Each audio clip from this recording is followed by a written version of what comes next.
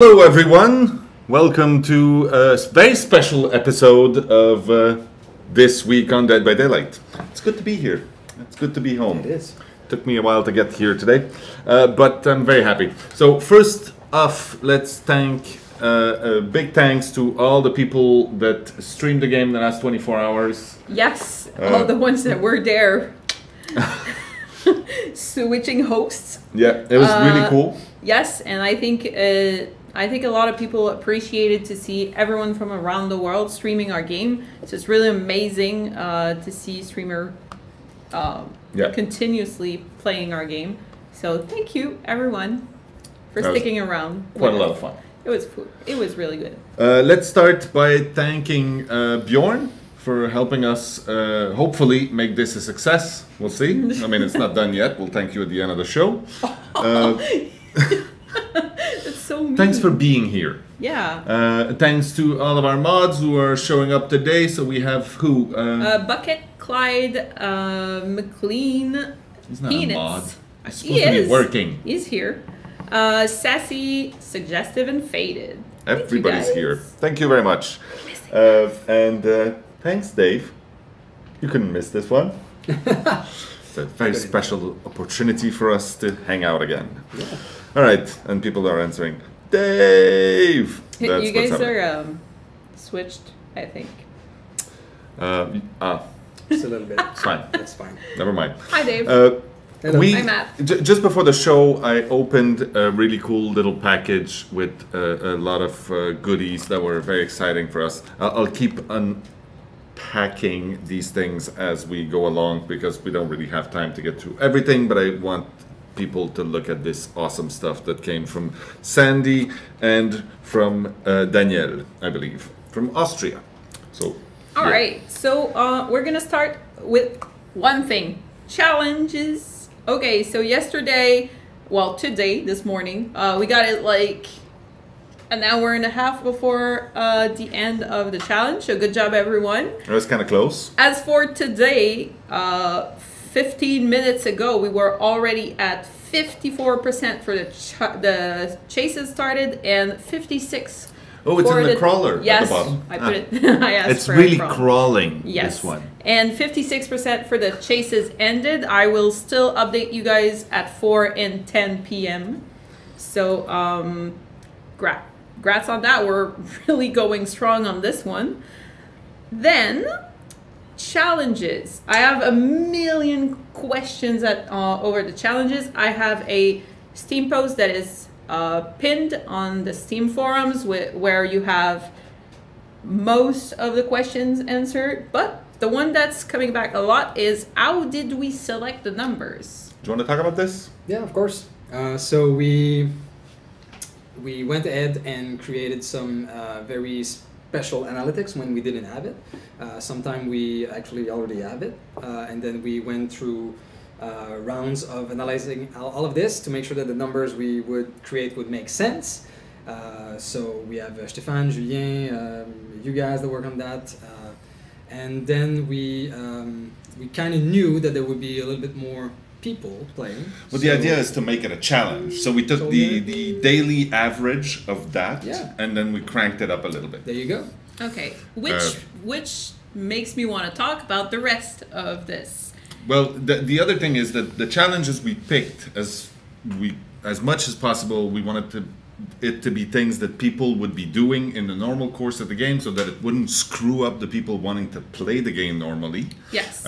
Not too much. Yesterday was maybe a little disruptive, and today you'll have a few more Benny Hill kind of chases, but overall it should keep the game possible to play normally. And the other thing is, you can just play the game if there's enough people there. It should be enough to do the challenges. You are not like, I don't think it's mandatory to farm the challenges. I think we're going to make it. I think the proof is today. Today was crazy. But yesterday was a bit close. So let's go with this. Oh, I'm sorry. Yes, you are right, Faded. I do have a nice sack today. Do go on. Let's open All right, this. Looks so kinda rough. I want to go and show you guys a little bit the anniversary schedule that's been updated. I don't know if Bjorn has it. There you go. We don't need to see our faces on this. Okay, so basically what changed? The daily challenges still the same. The reward at the end still the same. We added the Steam sales. We have a Steam sales right now, really big one. Go check it out. Yep. Time for your friends to get it. And what we changed also is the event on Friday, so tomorrow. Normally we would have had the merch store launch, but it's not been delayed. It's actually today. All right. So I'm gonna show you a couple of things for that just after. So what I wanted to do was a survey for which killer you want us to update next. Yeah. So tomorrow I'm gonna post a survey on Steam. We have the choice of 3 killers because that's the time we have to put on the killers that's important. So we have Rate, Doctor, and Hag. So we're gonna have to choose one of the 3 for the first killer update. And then the other 2 are going to be deleted from the game. No, don't say that. They're gonna clip you. And then It's canon. it's over. All right, so I think we have Rate in the chat, but let's do the whole thing tomorrow. And yes, so Look at this there's thing. that. Okay. Oh, that's awesome. Oh wow, It's amazing. it's It- a little. It is the Rates hook. Yeah. All right. cute. All right. Nice. It's beautiful. I'll put this So, up next, I can show you a little bit of the merch store images. Basically, the merch store is actually live right now. It's store.deadbydaylight.com. So it's easy to remember. So we have the first image of the actual website. We just did an image right there, really quick print screen of the actual website. And the next one is very important. Also, for a limited time, Yes. if you buy something on the merch store, you're gonna get an in-game cosmetic. Yay, more stuff! Oh, that's that mysterious red-faced shirt thing that people What have is been this? wondering about. So So, there. That's here how we you get go. it. You buy Pizza Take my Dwight money. t-shirt and you get that. So that's the merch store. And then right now we're probably having Paul posting this on every social media right now, just to announce to the whole community. There we go. All right. What else we got? We got contests. So the first one that's gonna be launching is gonna be the fan art contest. We're gonna do them one at a time because that's how we're gonna work, basically. We're still finishing a little polish on some details, but we have Alienware and iGames that are our partners in the contest. Normally, around the end of June, we're gonna have all the information that you guys need to apply and to submit your art. So that's all I can tell you right now because, as I said, we're still waiting on some stuff. I want to talk about the next one. I'm just opening a chest, but I'll leave it for now. Console release. Yeah. This is thrilling, by the way. It is. Probably from day one when we launched the game, the question we got most was, when can I play this on console? Is this on console? It on is. PS4? It Is is on Xbox? almost on console. Actually, I'm gonna say it. It will be on console soon. So, on the 20th, for pretty much everyone in the world except Europeans, who will have it on the 23rd. The website crashed. Why though? What is that? It's sort of a weird tradition. No love. It's a marketing tradition, a way things are being done because we've always done them that way. It's being forced upon Yep. us. So yeah, the things are released on Fridays in Europe and not in other places. Also, it has to do with the windows of updating of the stores. Right. I think it's the Sony store, the PSN store updates once a week or something like that. Anyway, so those are the dates. You will be able to get Dead by Daylight on console. You can even buy a physical disc if you like that kind of thing. I want one. You want one? I want one. We'll get you one. Thank you. Okay. Okay, good. Oh, as we said last week, and now it's going to be official. We are looking for 2 more mods. This is a volunteer position. Crackling. And it's going to be, normally it will be on the behavior website under the career as tomorrow. Yeah. Yeah, it's going to take a Maybe day or tonight, two. but as tomorrow is probably going to be there. So this is from Danielle. Ooh. There we go. Thanks, Danielle. Oh, that's cool.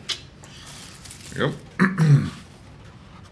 What's next? Wait, I want to know what's in the box. What's in the box? Come on. There's a box right here. You can't not It open it. says from Sandy. I could not open it. I'm totally able to do this. I know what this is. I'm very excited. What is it? By the way, I was checking Sandy's Instagram and I saw a really cool picture of an upcoming wig that she's working on. Okay. The new Nia. Do hair. it. Oh, just open it. Oh my god. This is so cool. Yeah, this is really cool. That should be mine. It should be Bjorn's. Oh, Bjorn? Yeah. Okay, Bjorn, you can wear this if you want to.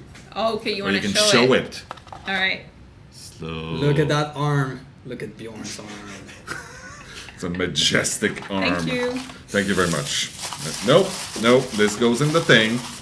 Yeah, but then it's just Nope. gonna stay in the box. I should wear it. Nope, nope, no, you should not. There you go. Actually, it probably says somewhere in there who that's from. Who that's for. It's probably for me. Okay, while I Sure. consult documentation, we will Okay. move on. Well, I want to just make sure that you guys understand. Okay, after this stream, after the normal dev stream, we have a couple of panels with different theme. So we have different people from the team that are coming here to show you what they work on, what was their process and everything. We had a Q&A on Steam for that. So Yep. after the stream, stay tuned. You're gonna We're gonna have be here for a while. 6 panels. So first one is live and balance panel. Then you have animation. Then you have audio with a sprinkle of voice acting. Then you have UI and tutorial, QA a bug's life. And finally, and that's Walker's probably, art and map extreme hour of power. That does not sound good. So that's by actually the way, really freaking cool. I just heard breaking news. The store page crashed. Of course it did. Like, everybody was there. Seriously, That's good stuff. that's good, but it would be better if it didn't. Try later. Walker and Phil, I'm sorry about Just that. keep refreshing. Make macros and refresh the hell out of this. We'll get there. Those are the questions we will not have time for. Well, we're starting with main event with Dave. So I just read the message from Sandy here, and it says, okay, sent my buddy Daniel, made and bought some presents for you and the team. And then it says, the items are labeled to let you know who they are from, and the candy are for the team. That means the items are for me, because it's for you and the team, and the candy are for the team, so the candy have gone to the team. I will interpret it this way because it makes me happy. Okay. I have a hook. That'll be on my desk, by the way. I'm not allowed to put it anywhere else. Bjorn, can we have store.deadbydaylight.com on the crawler? Yes, to make sure it stays crashed. To make sure it's never coming up. All right, so we're... There's a few questions I'm going to answer in the chat. Someone is asking if the in-game t-shirt with the merch order will be a card with the merch or a code emailed. It is a card, a physical card you get in the box with the t-shirt. And this is why it's limited. Yes. We just got one tree. Yeah. That's it. That's it. Charity pack when? Very good question. And I do not have the exact answer for that. We are still in discussions. There are many players involved in that conversation. Unfortunately, it's taking longer than we wanted to, but it is happening. It will happen. Those items will be available for you to get your grubby hands on. As an outsider now of this table, usually, I see a lot of people working really hard to make this charity pack happen. It needs to happen. Yeah, no, it is happening. Yeah. Yeah. We are 1 year old and going strong. That's Dave. That's Dave's. I'm 1 year old. Yeah. And you are going strong. Yeah. And You've been working out. I can leave. No, so I was tasked for this event to present the old stuff. Actually, a little bit of history from where we come from, and I thought that it would be pretty cool to look at some old videos. Some of you already saw these things, but a lot has been unseen. Ever. I can't talk. Unseen? Unseen. Ever. I mean, it's unseen. What? I don't know how to do the speaking. So anyway, videos. Keep with the tribe. Yeah, I will. And also images. Yes. So old concepts, some that are completely new, Yeah. unseen again. Yes. So we could start. It's gonna Take be it fun. away. Yeah. Let's start with the videos. I think that would be nice. So we have 3 videos. I think they're a bit long, so we can like skim through them, but they will show you at the game at different stages before release. So can start with the first one, Bjorn, if you want to put it on screen. So. Oh my god. Yes. I remember this. This is the oldest thing we have recorded about the game. It's what we call the prototype. What the is this prototype. thing? That's the original killer. And that guy running there on Bob the the Builder? camper. No, it's the basic Unity guy. When you're in Unity, Yeah. that's the guy. So It's- you see it dual The screen running right now? is perfect. Yeah, Because the way we, it worked. Yeah. I mean, we didn't have any network at that point. So, well, actually, go ahead, Matt. No, it's fine. Explain Well, we had to put a big cardboard in the middle of the screen, and we actually built a cardboard bit that had a little hooky thing to hang on to the monitor correctly. And we kept that cardboard. I don't know if we moved it when we moved offices, but yeah. Oh, so that's a bit later. So now we're really in So prototype. good one. Soul Survivor were campers back then. Well, not just that, but also you saw that it had 3 times camper, because the thing is, we had 3 lives because it was a one-on-one. So, that's miserable experience. So this is the final First prototype. generators. Oh my God. So that's the final prototype. But That's- Okay, like everything is in there. Just so everybody knows, it's the first time I see this, so I'm experiencing this at the Oh. same time as you guys. So, that's the first red glow, actually. They were the footsteps like this. They're that was a making bug. noise, so that's identified. This is the warehouse building, actually. Yeah. Coal Tower. Is he stuck in a mousetrap? No. What A was mousetrap. It? What was That would in be his- amazing. what- We put mousetrap and just Mousetrap. snaps What your was toe. in his I know, freaking hand? So Oh. that's even later. So Okay, we that's- leaped in that's- time now. So It this starts is looking like something we That's know. the first Dwight. this is in December Yeah. 2016. So it's I mean it's way before we released, but it was shaping up to be the game that we know today. Oh, Yeah, that's the first Meg That's Meg. yeah, it was. with the first Dwight. Yeah, we had chuckles in The, there. the trapper was already decided on. You killer the rat catcher. Yeah. That's Basement there. the first version of the basement. Yeah, not as horrible. But All obviously the a lot action of had a debug big, timers on yeah, there. That's it. But yeah, at that point we were more than in prototyping. We're actually Yeah, this Yeah, is yeah, this that- is the game was being We built were at Yeah. that point. developing. Whoa, that was Yeah. a beautiful explosion. That's early like days. that's when you ask a programmer, can we make it explode? And he's like, yeah, there's a setting in Unreal, and he just checks the box, and Is then it that it Mori? explodes. Yeah, that was the first Mori. That was at that time you could Mori anytime. There Yeah, was that's no the offer for thing. it. You could There was kill if you no wanted. offering, and it was just, and everybody was just like, "Well, yeah, I'll kill them all. Of course, I'll kill them all." And then that's the very, very first rate, Yeah. and that's the first Jake. Had a weird jacket. Yeah, we'll see them later too. Yeah.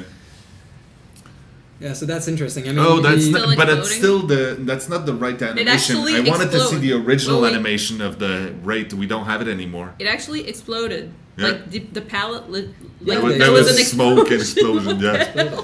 Sorry. I really like the original, the very first run of the rate that we had, which was like a ballet dancer. It was very twinkle toes. I loved it. We Sexy legs. I was the only one, I think, that really liked it. So the murder of Crow that was around this guy, like Yeah, that was something. That was the AFK crows actually, and they were quite extreme Yeah. this time. The entity was there already. Yeah. So yeah, I mean, it was in December, so we were in the last stretch of developing the game. So you've seen there's a lot that is put in the last couple of months of development, Yeah. Oh. and it looks even better today. Wow, that was a trip Right. down memory lane. I Yeah, love well, that. you wait for the next part because Okay. these images are Could we are have quite the something. beta closed for the official characters? Well, they don't exist in the same system, so I don't know Characters? how easy it would be to get those No, but ported, but it could be done. I'd like to redo these characters, but as like real survivors that will re-release. There's a quick question here. What do you think about YouTubers that make a funny moments? Like the funny moment videos? Right? Like, yeah, that's cool. What is the question? But it says, devs, what do you think about YouTubers that make a funny moments? Well, why would we not like that? Is the question. No, it's just... We, Yeah, fun. of we course. love it. Yeah. Funny moments are fun. Will those who buy merch be able to get the codes that work on console? It's a very, very astute question, and it will not, unfortunately. It's for PC. Not today. We'll try to get a version of that works, but we don't have it right now. Yeah. So what else do you have, Dave? I have all these images, so let's start. Hopefully it's gonna work. Oh, So this is the original. Yeah, of course it would Oh work. yeah. Yeah. Yeah. So Thank we you. start at the very beginning, okay? So I've put them into an order that makes sense time-wise. So This is literally 3D sketching. yeah, Like this was Mark at the time, the art director, saying, "Hey, let's make a killer and let's try to find something that would be iconic and exciting." They're talking about nipples Yes. and bulge. yeah, of course, bulge and nipples. It's- Not the it's bunny future. part, just the nipples. Yeah. I don't know. I like characters with nipples. Yeah. I think it's an important characteristic. He's got also puffy knees. Nobody talks about that. Yeah. But I like the bunny mask. It's something that stayed. And we had the bear trap on a chain, which led to a lot of very interesting design conversations, but they didn't happen. Oh. So he was actually throwing them, right? Yeah. What? But The that's bear traps. yeah. Slinging them with the chain. Like the That's the, so the amazing. Botners in Cabin in the Woods. Yeah. Yeah. No, it was. I would not, but hate that the would be- No, that Trapper. never happened. But, yeah, but I would it's hate the something that trapper we- so much if it was. Like you could just Just throw it at throw you and you. then pull you back. Yeah. That'd be amazing. It's kind of a Different killer though, completely Yeah, different. yeah. It's Okay, he's the, let's move on. yeah. Let's move on. Oh my God. So yeah, this is a character research sheet. We have a lot of these, but Yeah. this is the one I could find. So when we first, I want a Uh, bearded dude. at the very beginning, we were just experimenting with different characteristic. If you see at the left, you even see survivors with weapons. And Yeah. a guy with a gun. They were like, oh yeah, that's the guy with the gun. That's the guy with the gun. Everybody's gonna pick the Yeah. guy with the gun. Yeah. $20. Oh, I'm gonna go with the flashlight dude when you can have a gun. Yeah. Like that would be. Yeah. But yeah, so that was essentially a very rough draft going, okay, what do we want? And then we Yeah. try to refine it and go, yeah, it should be more like this guy, a little less like this guy. So like It for was example, interesting. of that sheet, the one that we've selected to put in the game is the guy at the bottom with the Yeah. leather jacket. This Yeah. is the one that's in game that we've Wait, what? decided to put in game, Okay. and then It Did not. didn't happen. Didn't. It turned into something else. let's move on. Yeah, it happens Next a lot. one, please. Ooh, So this is the original concept of Meg. yeah, Wow. This is Meg at the time. yeah. She changed a lot since then. Yeah, she changed a lot. She looks so cool. Yeah, she's really cool. She's a cool character, and I mean, all the characters have changed since this very early time. But Did it's you still cool put to- that? Well, I'll Yeah, wait. it's a surprise. Okay, I'm I excited. don't even remember what I put in there. Okay. Next one. Yeah, I mean, there's a couple of old characters that we Yeah. never So that's used. it. So he's the guy who made the cut, Right, yeah. and then we print those out and put them on the wall, and then have everybody write it. Either you write a name on the sheet, or you put a check next to a name that you like that's there, and that's how the characters got named. I don't remember what this guy was named. I don't remember. I think it never happened for this one. Dwight? No. And also at that time, what we were doing, like today, we're a little bit more fancy. We have little stories about the characters before we start concepting them sometime. But at that time, it was just a one-liner, and this one was like, he crashed his motorcycle in the woods, and then the entity took it. Yeah. So he has a motorcycle jacket. That was like, He's the guy with the motorcycle jacket. that's the guy. Everybody's like, oh my god, we need it. Add this guy. Of course. He's got a smirk on his face too. That's the original Claudette. Oh yeah. Hey, That what was it? Claudette. Yeah, so you see little reference images. That's usually how it works. We go through the web, we go through different clothing sites, and then we pick and choose what makes sense as a wardrobe for this character. And then Mark puts socks at asymmetrical level, because that's a thing. Mark always needed to break the symmetry of every course. single That's- character. That's how it works. That was his thing. Especially with the socks. Yeah. I could, even in the realm of the entity, I could not be like that. I would need to have these socks equal. Yes. That's me. So the But still. concept stayed, but the Yeah, that's it. Ah, Lewis. Yeah, Lewis. This is the guy in the cutscene, right? Yeah, it's the guy in the intro movie. That's Yes. not the intro movie anymore, Anymore. but he's the guy that is in the intro movie that never made it to the actual This game. guy was going to be the 5th survivor as a like normal first offering of the game, but then we had cut it down had to cut 4. him. We had to cut him to 4. Yeah. Because of time constraints. You can see sometimes what actors we picked Right. for their faces. All right. Next. So this is actually the Dwight, The original Dwight concept. On the left, you see the photo of the guy that this famous story Yeah. of. Say it Jean-Marc. again. Say it again. So every year at Behavior, we have a charity auction that we do internally here, where anybody can, groups or individuals can bring up something that has a value and say, hey, this is up for auction. Then everybody gathers and people pay whatever. Like, oh, this guy is willing to offer. There's a guy that's always offering like 24 hours of repairs and construction because he's good at that. And you're like, oh, I need to redo my bathroom. I'll hire him. And then you bid, I don't know, $200, and there's this guy who will come to your house and cook a meal or something. And then the Dead by Daylight, that was 3 years ago, decided you can pay to have your face in Dead by Daylight as one of the survivors. And this guy paid for it, and he got his face in the game as Dwight. That's Dwight. So this is the original Dwight. He was a hulking man with a really cool jacket. Yeah, That's how with that's the description we have. Yeah. And this is the original Jake. Yeah. I think his one-liner was, "He was fishing in the woods." Yeah. There's a lake amazing. somewhere in the woods, And he then was disappeared. fishing there. He That probably, was it. That was it at the time. Yeah, he was smoking cigarettes probably, Probably. like BDs. Yeah. Yeah. Yeah. So that's the original Jake. He changed it a little bit since then Yeah. too. Yes. Next one, oh, that's the original offering, the big family. The family. And it's funny because the trapper doesn't have his mask in this picture. Right? He's just chilling with them. Like, hey, But what's up, look at guys? Dwight. And- He's giant. He's so big. He's as tall as the trapper. And on the left, you can actually see, you can actually see the building. So that's the first building that was ever created in the game. Coal Tower. Yeah. He was fishing in the woods and the entity took his bait. Yeah, that's exactly what happened. Just reading. Okay, so this one is one of my favorite image. So what happened at that Badass. time when the image we just saw before, and this one is that we had to really redefine this character so that they had a way better, strong personality, right? So this amazing artist that worked for us, Nicole, thank you. If you're watching, she's not. But No. anyway, it doesn't matter. She She's still did awesome. that. Yeah, she's still awesome. Can- She did can- that for us. Can we have that for like the background images and stuff? Yeah, of course.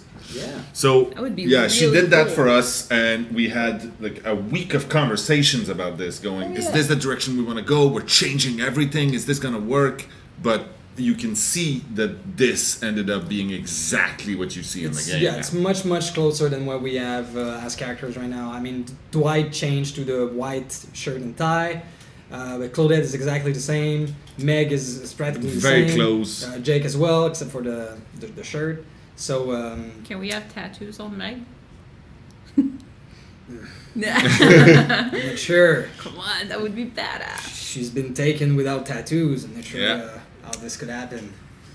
Oh, anyway, so very interesting image. Yeah. Next. Um, And now you see the 4 original characters looking somewhere. So this is the first version of they're looking of the our wrong lobby. way. Yeah. Basic UI, obviously, when we're just starting this lobby. Yeah. And we had this idea at the beginning that the lobby would be a 3D one where you can see the characters.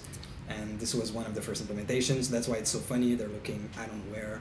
Yeah, that's just they put it in the game, and we look at it and we go, yeah, they're not looking in the right place, and they're like, yeah, we know, we just put it in there to work. Like, okay. Yeah, okay. So you see, we've actually, don't go too fast. No, that's fine.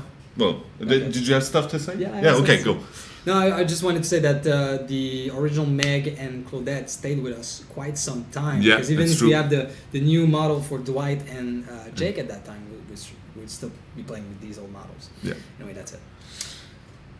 Going to the next one. And it took a while also before we got specific animations for women and for Yes. men. Also, there's missing something in the campfire. Yes, Yeah, it's true. the It dildo's wasn't not there. there. It wasn't there at the At time. the time. An Thank interesting you, tidbit of information about that time. We went for a big mocap session.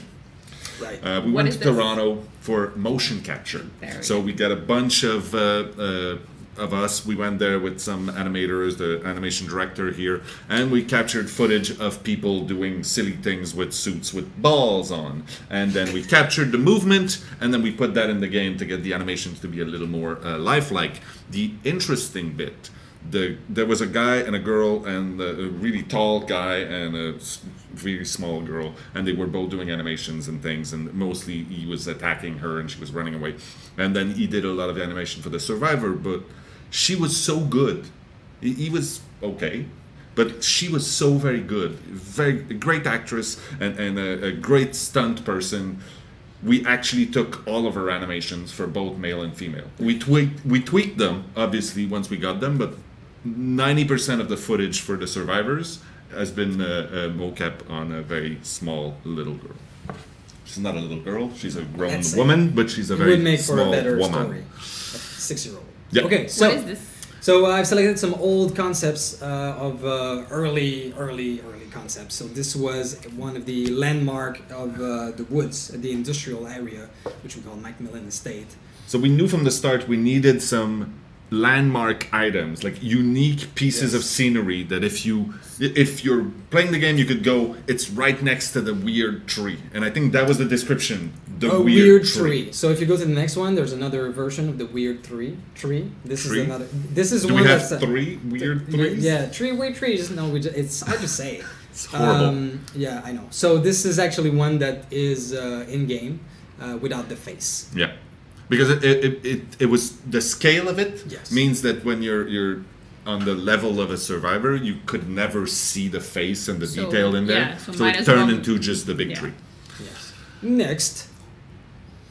Ah. This is the basement. You can recognize it with a lot of hooks with hanging from chains, and it was cool, but it was so complicated. We're like, oh, are we gonna make this work? We won't, so we redesigned it. Yeah, because it we would didn't have want, mean like, to work. It would have meant that everything needed to swing all the dangle and time and be swing full and- physics, and it's just and plus the gameplay of being able to pick any hook, but not this one because. And how do you put someone on a hook if the hook keeps moving? Yeah.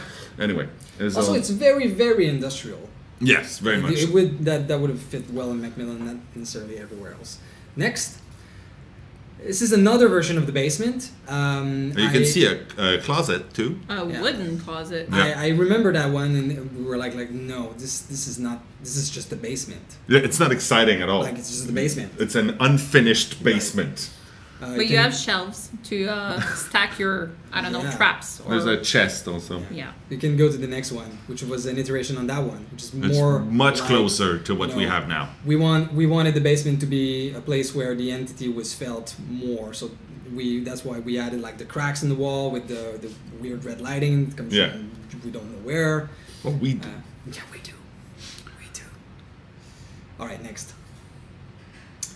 This is also very interesting. This was a very early concept of the lobby and menus.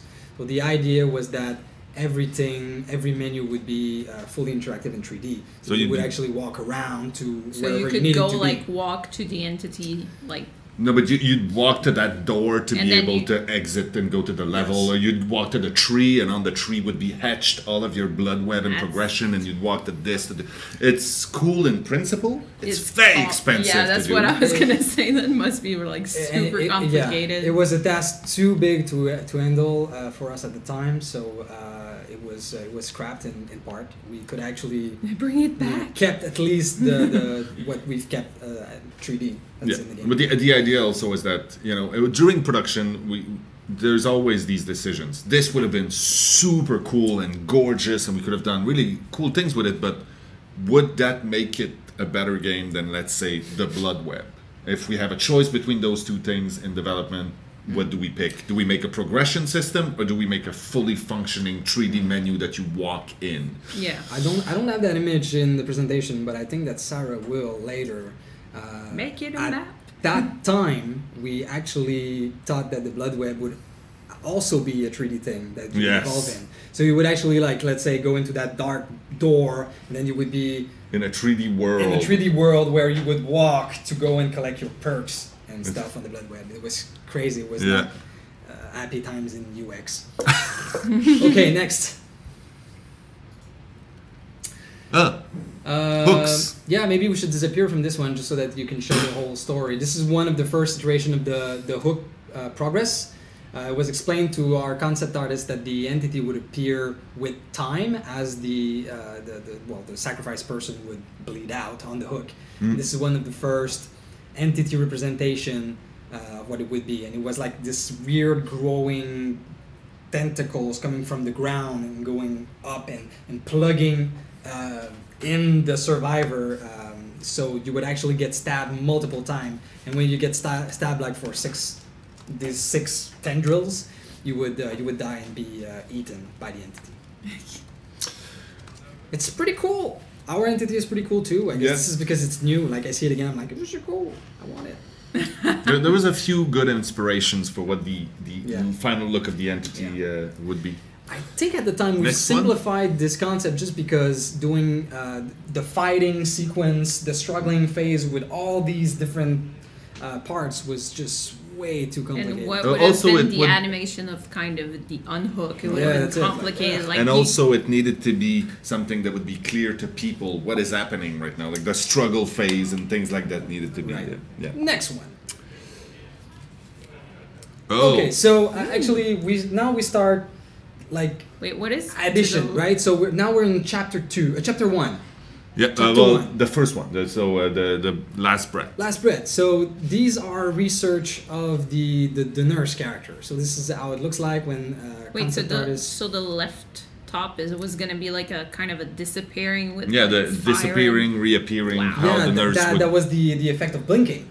And like we were looking at different things. The blue was too magical. The fiery one was more like elemental, but it was too so much sense. Mage-like. So we've changed all this. It evolved obviously, but this is one of the first couple of research of the nurse.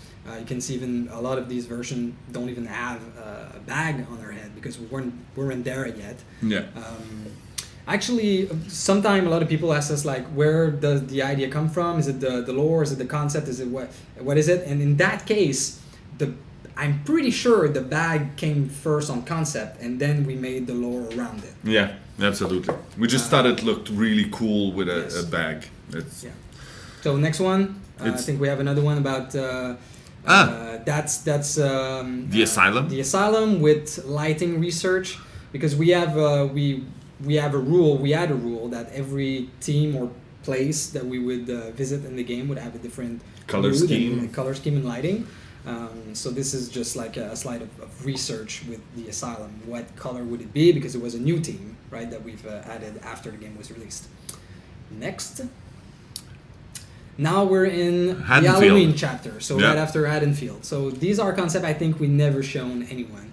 So this is a house interior. We're trying to find how can we make a lot of little suburban houses playable in our game.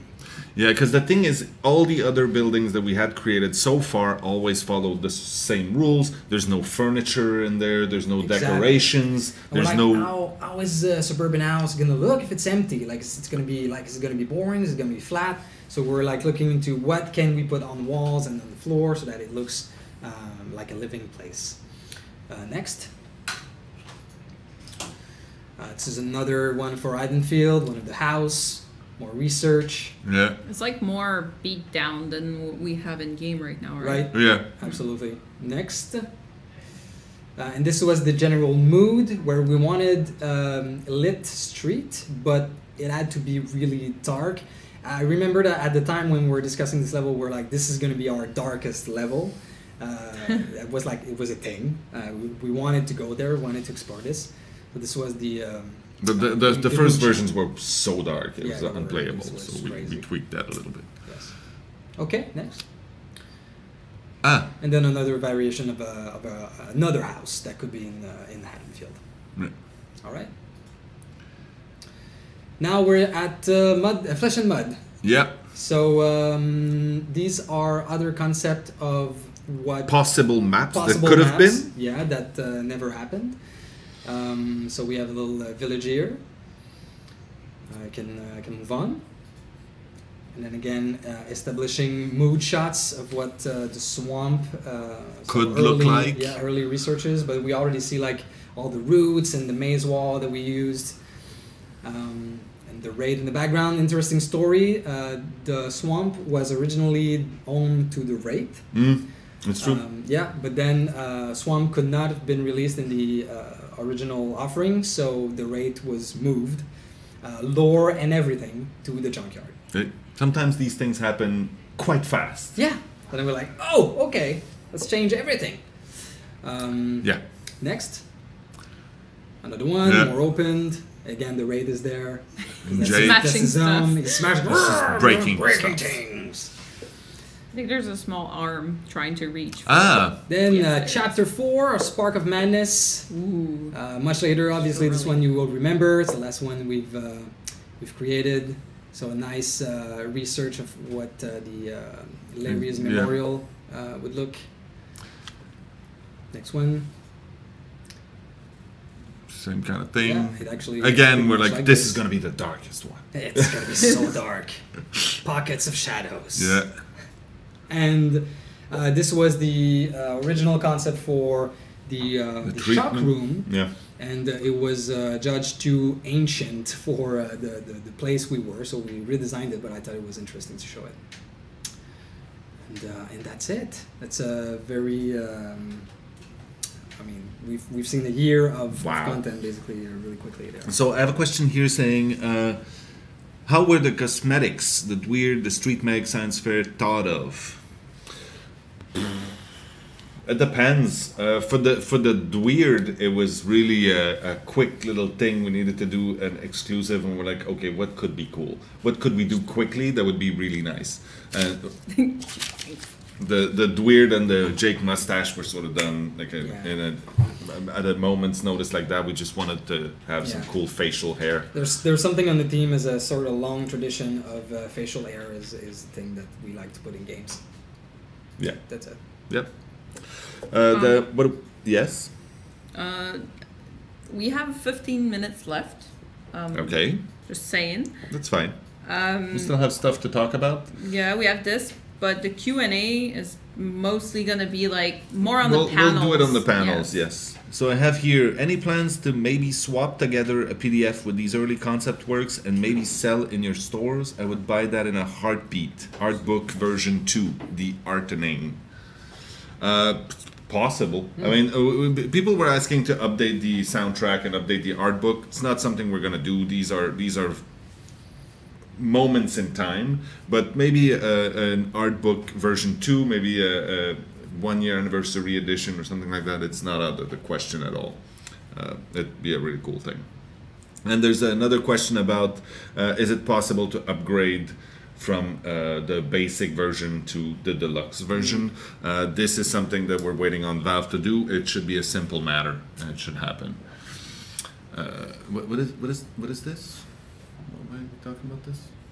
Exclusive game item? It's just the store. It's just to say that the store is back up. Is it clickable? In theory, no. It's No. It just shows. Okay, so go to the store. Is it still crashed? I don't know.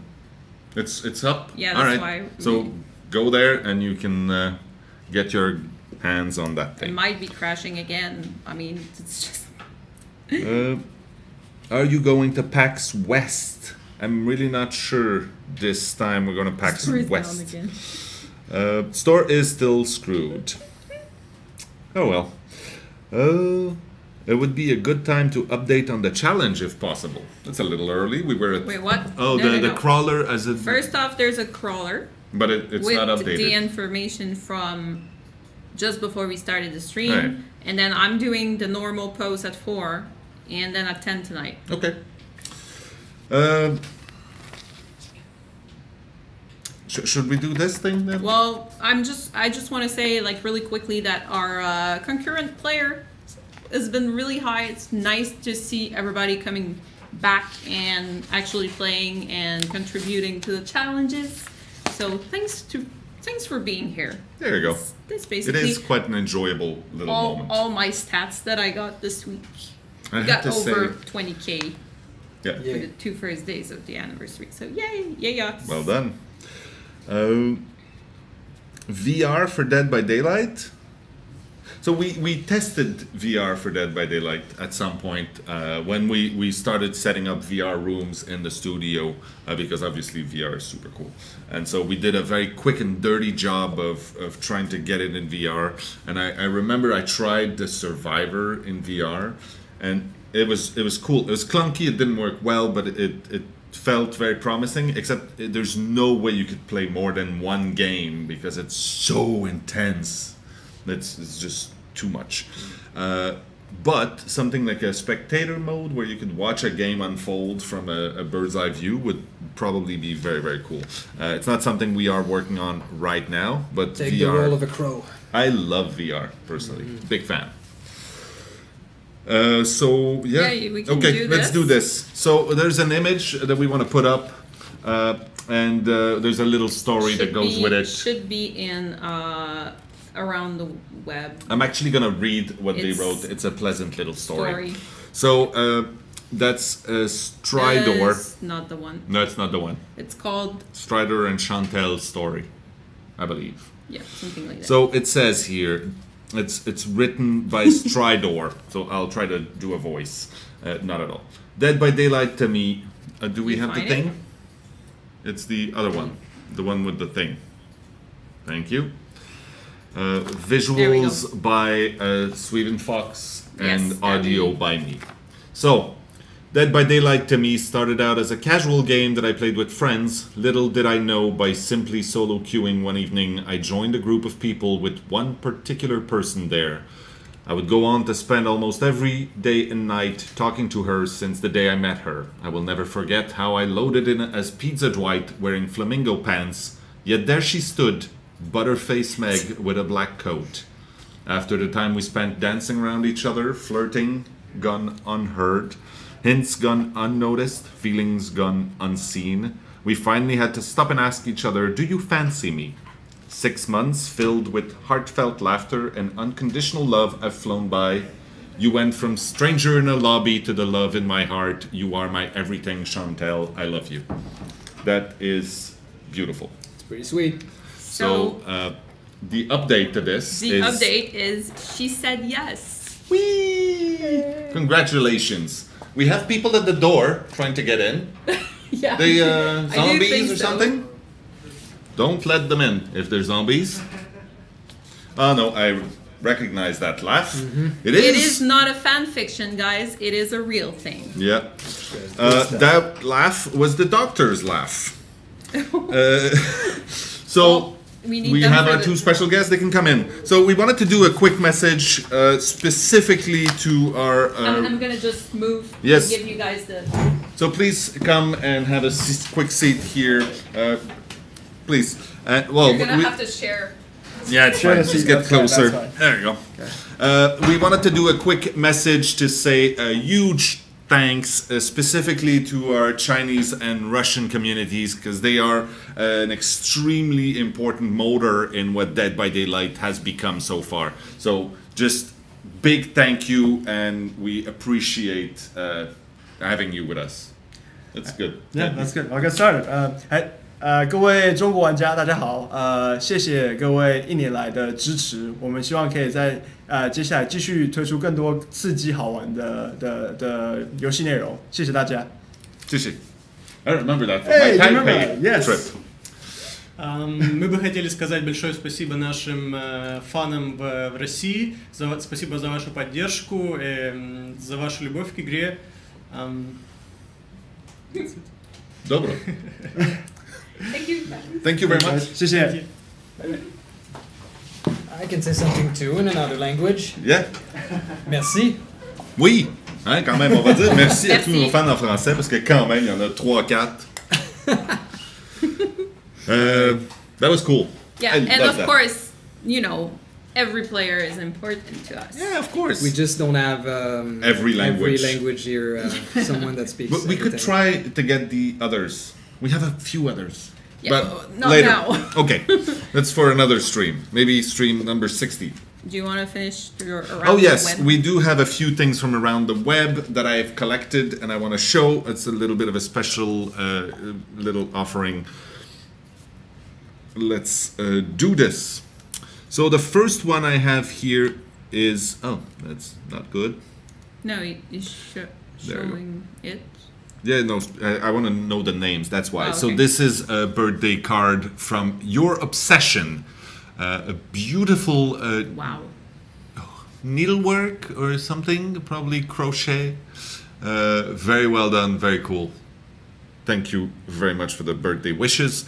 The next one we have is from, once again, Sandy, who is doing ridiculously cool stuff want this on my every desk. day.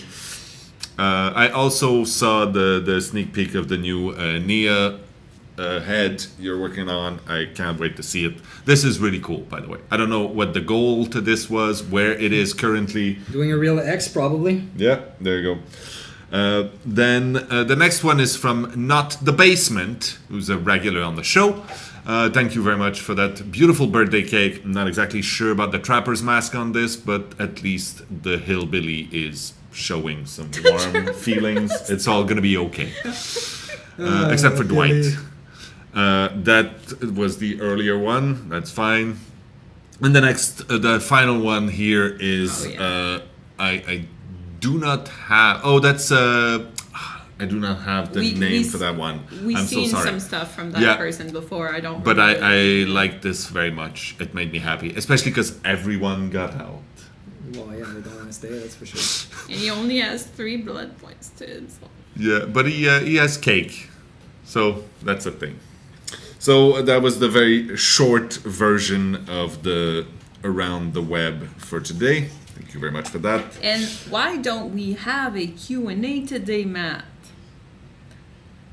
Pardon me? Oh yeah, the Q&A is we because have- it's going to be spread out through the different panels, so we we actually... have actually another 2 hours to go on panels on specific themes and everything. There's We're going to be gonna much more in-depth information than we ever have. And they're going to talk about a lot of... That's where you ask actual live questions and stuff like that. Side note, because it's mentioned that we never said, but the two people who came to talk were Alex Lynn, who is or the one who was speaking Chinese, Yeah. and he Ivan. works. Yeah, and Ivan who was speaking Russian. So there. They both work on Dead by Daylight. Yes, they're not just random people we found on the street. They are actually members of the team. That's it, right? Pretty much. We're getting ready for the first panel. So in the meantime, I'll thank. Well, not even thank Bjorn because everybody's staying here. Oh, I'm you're moving. Oh yeah, I am out. out. Okay. I am too. Really? Bye-bye. I'm taking this. And so it's just me? No, Stefan's gonna help you. Oh, okay. So everybody's out Horvat's except for gonna be me. here to help you. It's not like I just flew in. He has the whole list of everything. That's You're absolutely gonna be fine. okay. Hi, is there a Canadian merch store or only Europe? So the store is only showing the prices in euros right now. We're communicating with them so that hopefully they can show you. But they do ship worldwide, so it's not a problem. Yeah. And Sassy, what you're European? Oh no, it's not your question. Okay. You probably, yeah. So that. Oh, I'll make sure Stefan doesn't bring a pen Yes. to the panel because, like, the panel might be 1 hour, 2 hour, and then it's gonna be like, no, Impossible. no. Uh, Okay, well, I'm leaving. really? Yeah, I'm gonna go work and stuff. Okay. Go work So on have stuff. fun. Have fun doing the anniversary and beyond. I'll see you. I will eventually. answer a few questions while I wait for the others to come in. Oh, a question from someone here. Can we see Bjorn? Or has that been a no for a while? You can see his arm. He's moderately enthusiastic about it, but I guess you can come sit with me for a second there. Just look busy and you can sort of fan these sheets. I don't have to talk. Nope, don't have to talk. Thank you. Thank you, Bjorn. I feel a lot less lonely. So, do we have a friend? Hey, you're a friend. Come in, friend. Hello. So, what's the? I don't even have the menu for this crazy thing. The menu The is panels. Oh, McLean. live balance panel. Shouldn't Mr. Orvat be with us? He will. He will. Okay. We're gonna have to banter for a bit first. Okay. While we buy time for Mr. Horvath. So How was your trip? it was excruciatingly exhausting. Oh, I hear it can be like that. Yeah. So E3 is fun. It's not my favorite convention, and it was good. But I took the red eye to come back here, so I flew in directly. That was and the I red idea. yes, it was not mine. But I'm happy to be here because I was so tired. I flew in and then I left at the airport and I took a cab directly to the office. And I thought I wouldn't be able to, but being here with people makes me happy, so that's the face I get. Hi there. Hey, Thanks for joining me. So, what are we going to talk about today? This is the Balance Live team. That's Good. us. This Do is you have a the- sheet so I can look like I know what I'm talking about? good luck. Thank you very much. So, what is life balancing? Well, first of all, you're Louis. I'm Louis. You Louis- are a programmer. Yes. And you're a game designer. I'm a game designer. And you're Stefan. I am. Okay, good. So that's settled. So tell me, what is life balance? Live balance is basically looking, well, first of all, our game is not a box product. Once it gets put out, it actually continues work and to evolve and change as time goes on. Our job, myself and McLean at the moment, have been tasked to look at all the issues in the game that are prevalent, whether it's from Reddit, Steam, our community, internally, or just how we think necessarily. And then we look for ways that we can fix it and make it better. Yeah, I mean, we've been out for a year now, which is fantastic. And we spent a lot of that year being like, you know, when we get some time, it'd be great to go back and now that we know stuff, you know, make changes. But there is a mandate to keep making new stuff, and we haven't had a chance necessarily to, in an organized fashion, go back and look at the things we've already done until now. And that's what we're doing. It's true. Which is awesome. I find it pretty awesome. I think so too. Where do you find issues? Where do we find issues? Yeah, I have questions here. I know, I already jumped that. Oh. I know my stuff. All right. This is a guideline. No, it's Okay. perfect. It's perfect. Where do we find issues? On Reddit, Steam, from people, and we have a Discord as well that we talk with a bunch of people. It's really, really fun, fantastic. Actually, I quite enjoy it. We found out where infinites were. We were able to fix those. Like just to go through like a little bit of a history in the live design and balance. We had a hell of a lot of issues that came up, which is like any production naturally, and I feel like we hit them pretty nicely. Yeah. Infinites have been quite Reduced. battered and abused. We had like jungle gyms at the very beginning. I don't know if you remember, if you've been here since the start. We had to blow holes right through jungle gyms just to make it so that there's not 2 vaults anymore in a pallet, because we were trying to understand why it was being so abused and why no one could catch up to anybody. It was quite a fantastic experience. And I think we've learned a lot from it now.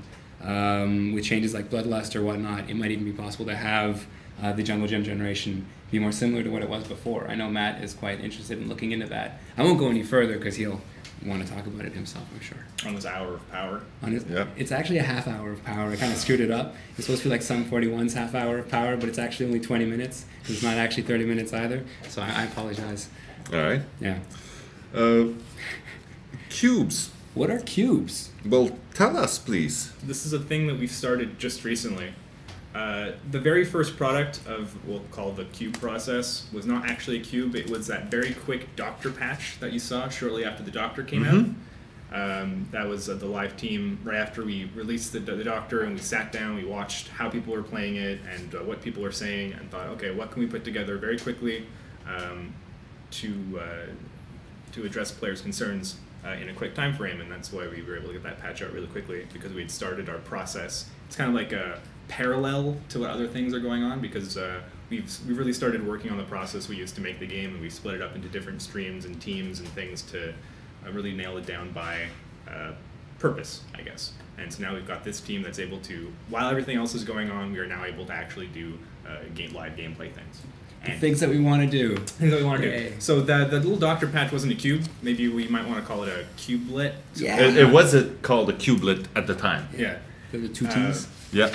And so cubes are going to be gameplay-focused patches that focus on one thing or one aspect and bring in a bunch of changes that we've been talking about for a long time on each of these things. And we have a schedule. I think we can even talk about some of the first ones. Well, the next 3 are the killer ones that we've talked about earlier, that we're going to do a bit of a poll to see which one should come out first. That's be super exciting. I know, I know what Twitch chat wants. and they're all coming. They're all That's important to note here, but in what order? I mean, we had to do them in order.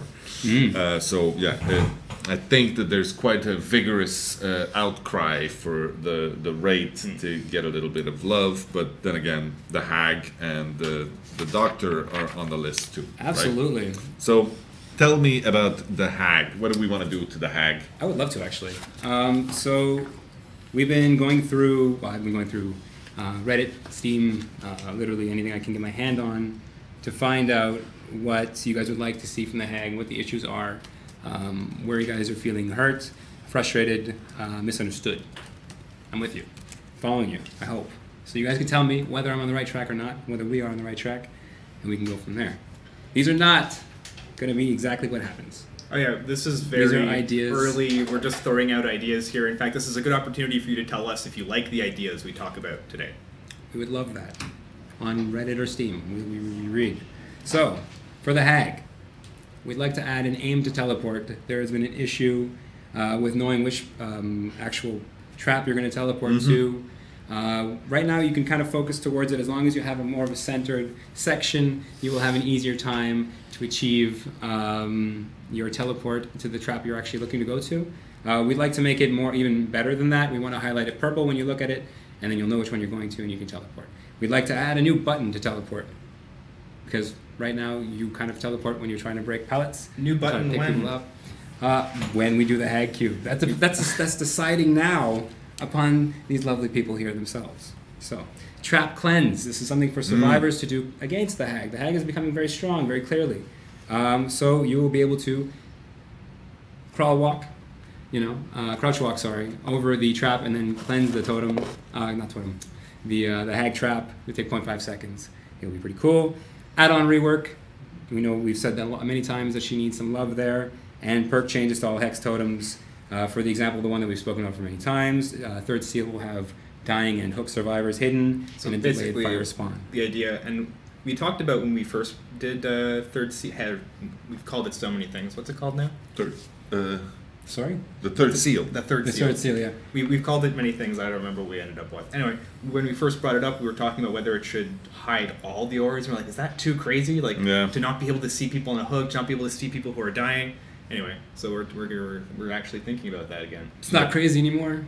The idea also was that a lot of the Hags add-ons were actually trade-offs. They're not necessarily bonuses. Exactly. So there's going to be a bit of rework on that. Absolutely. I think all of the cubes are going to involve a good hard look at the add-ons to try to decide what we want to do with them now. I think it's a good time to do so. Yeah. Probably overall going to get more attractive on average, and maybe some of the most abusive ones will get toned down a bit. Yeah. And it's not just limited to these 5 either. We have a bunch of other ideas that are going through with it. If you'd like to give us your own, please feel free. We'd also like to do things for animation, potentially for her. I'm not sure exactly which ones. Maybe some scoring events, and potentially some daily rituals to change up, to give some more stuff. The Doctor. All right. I'm going to try to do this quicker. Why? Quicker. We're not busy. We can take our time. I know Louis wants to show something fantastic. I don't want to hold that back.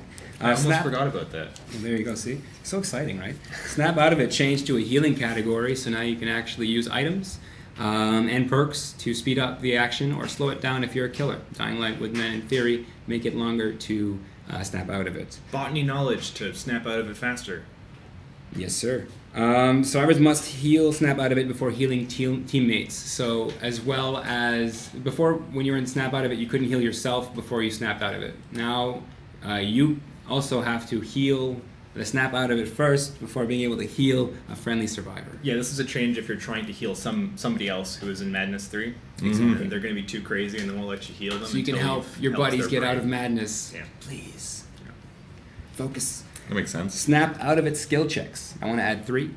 Maybe quite interesting. They will be the crazy skill checks in hope. 3 skill checks as a base. We'd have to make a new affliction to replace the skill check 1, which would mean that in But they're really cool. The the skill checks are really cool. I love them. So in the first tier, they will be 50% of the time. They will happen 75% of the time in tier 2, and all the time they will happen in tier 3. Now, if you've been following, that means that you would only be getting the tier 3 skill checks during Snap Out of It. Because it's the only thing you can do in tier 3.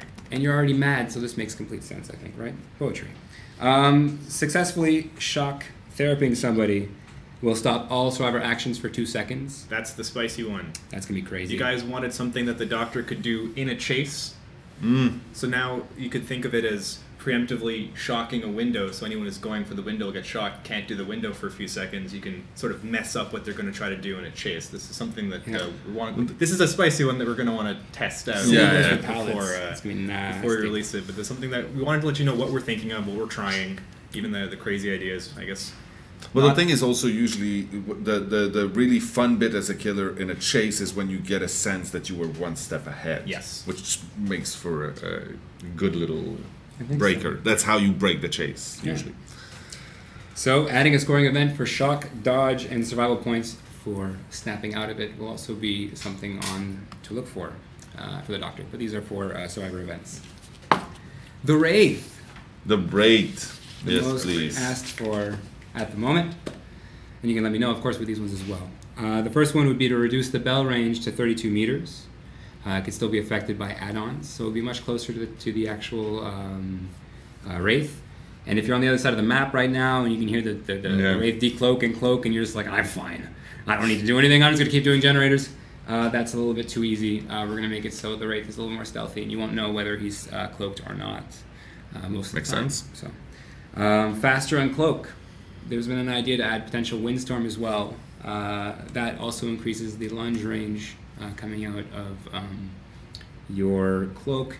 It is really effective. I don't know if we're going to go this route. We might just reduce the uncloak or reduce the speed gained during that time. Question here, will there ever be a way to reduce Madness level 2 to level 1, possibly using the medkit or a medkit add-on? We talked about that. We talked about having an item that would have been, well, there was someone had actually put online. I don't know if I have it here. Are you talking about the grounding rod idea that somebody Yeah, pitched? someone had put out a grounding rod That's idea. a cool idea. Which was really cool, where you could actually go to this item, it would spawn with the doctor, and you could remove Tears of Madness. I was thinking it would take about 10 seconds per each tier when you interact with it. And maybe we could make it so it wasn't even linked to just the doctor. It would be linked to maybe every killer. Well, the same type of, like the totems. Yeah, Essentially. and you could even potentially use this to pick yourself up from the dying state if you manage to get there. Right? Interesting. So it'd be another place for the killer to protect or whatever. But this is an idea, obviously. It wouldn't be a grounding rod anymore. It'd be some kind of entity, Altar, thing, totem, object, whatever. So some kind of interesting thing that's in the level that Yeah. people are going to want to interact with, that killers might go to try to find survivors, that kind of thing. Yeah. Yeah, it was an idea that spawned an interesting discussion. I thought it was really cool. So that was also an idea, of course.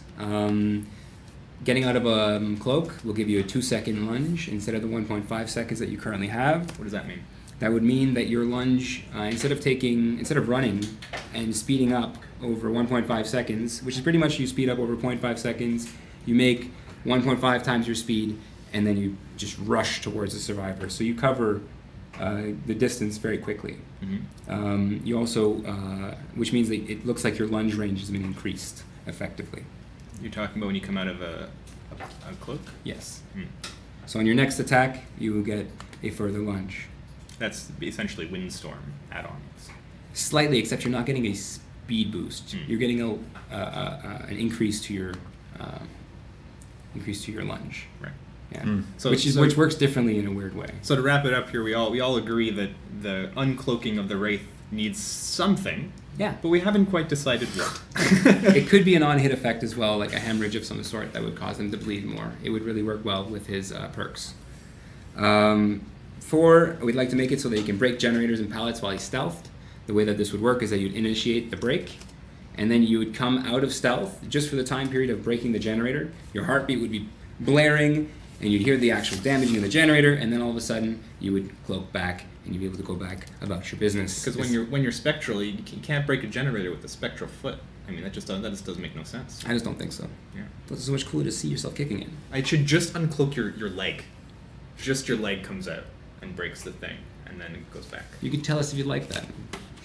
We'll tell Mike McLean to do it himself. And the last one, I quite like this one myself, is putting one of his perks, Bloodhound, as a base part of his cloak, which means that it would actually brighten blood while you're cloaked. So you'd go in, get the first hit, and then you'd cloak, and then you'd follow the blood because it would basically be a direct shot to your buddy, and you'd go and you'd kill them. If you'd want to use Bloodhound on the Wraith, you can still do it when you're not cloaked. Or maybe it would give you With the additional, for the Wraith, something additional. It could since be. it's It one could of his only teachable highlight perks. the actual color instead of being the full thing. So that Ideas. was the top 5 suggestions for our 3 killers that are on the modification block, if you will. All right. Cube, modification cube. Sorry, Cube I said block. when he was Cube block. Is this- Not only killers getting cubes. not No. only killers getting cubes. Survivors. Yeah. So this is actually a cube for the survivors. This is make that clear. This is It just would be stuff for that would all be coming for survivors. survivors during a multitude of cubes across a multitude of things. So I don't know when you'd wait for these, but they could be coming in soon. Some of them could be in the victory cube, which we haven't spoken about Have we really talked yet. about the victory No, cube? not yet. It's down there on the list. It's after. So the survivor changes are very vast, and they Yeah. need to be folded into something. Yeah, absolutely. Some of them will be coming sooner than others, obviously, but that's just how things work. Take us through this, please. I will take you through this. So the first one, we'd like to increase crouch speeds. In theory, this would be coming with the hag changes so that you would be able to crouch over her trap much quicker and easier. We're looking into either, I believe this is the one we're going to go for. We're going to increase the base crouch speeds from 0.84 meters a second to 1.1 meters a second, which is half the speed of your walking. I believe this makes sense in terms of what we're doing. It would basically cut down your walk to the middle of the trap from 4 seconds down to 3.2, I believe it is, and then with urban evasion, it would cut it down to 1.8. So the math here works out 2.2. nicely that with urban evasion, the increased crouch would basically be the same speed as a walk. Almost. It's 50%, right? Oh, is it currently 50%? It's 50%. We have been playing with those numbers internally. Spoilers. Yeah, we put it up to 100%, because why not? So wiggle points will give stealth points. Wait, no, not stealth points. Wiggle points will give survival points. That's what I meant to say. And we'll add stealth points of some nature. So basically, you can be hiding in a locker. If a killer passes within 8 meters of you and then leaves the area, you'll get points. It's pretty cool. Longer hook times. There's a question here. It says, I thought it was interesting. Do you guys want this game to be a working together or to have it be more of a solo project? Sometimes some of the perks, sometimes some of the perks are more encouraging people to play on their own We and be want a alone. unique experience that people can play as they want, kind of thing. So you could grief your teammates. I was playing yesterday during the challenges, right?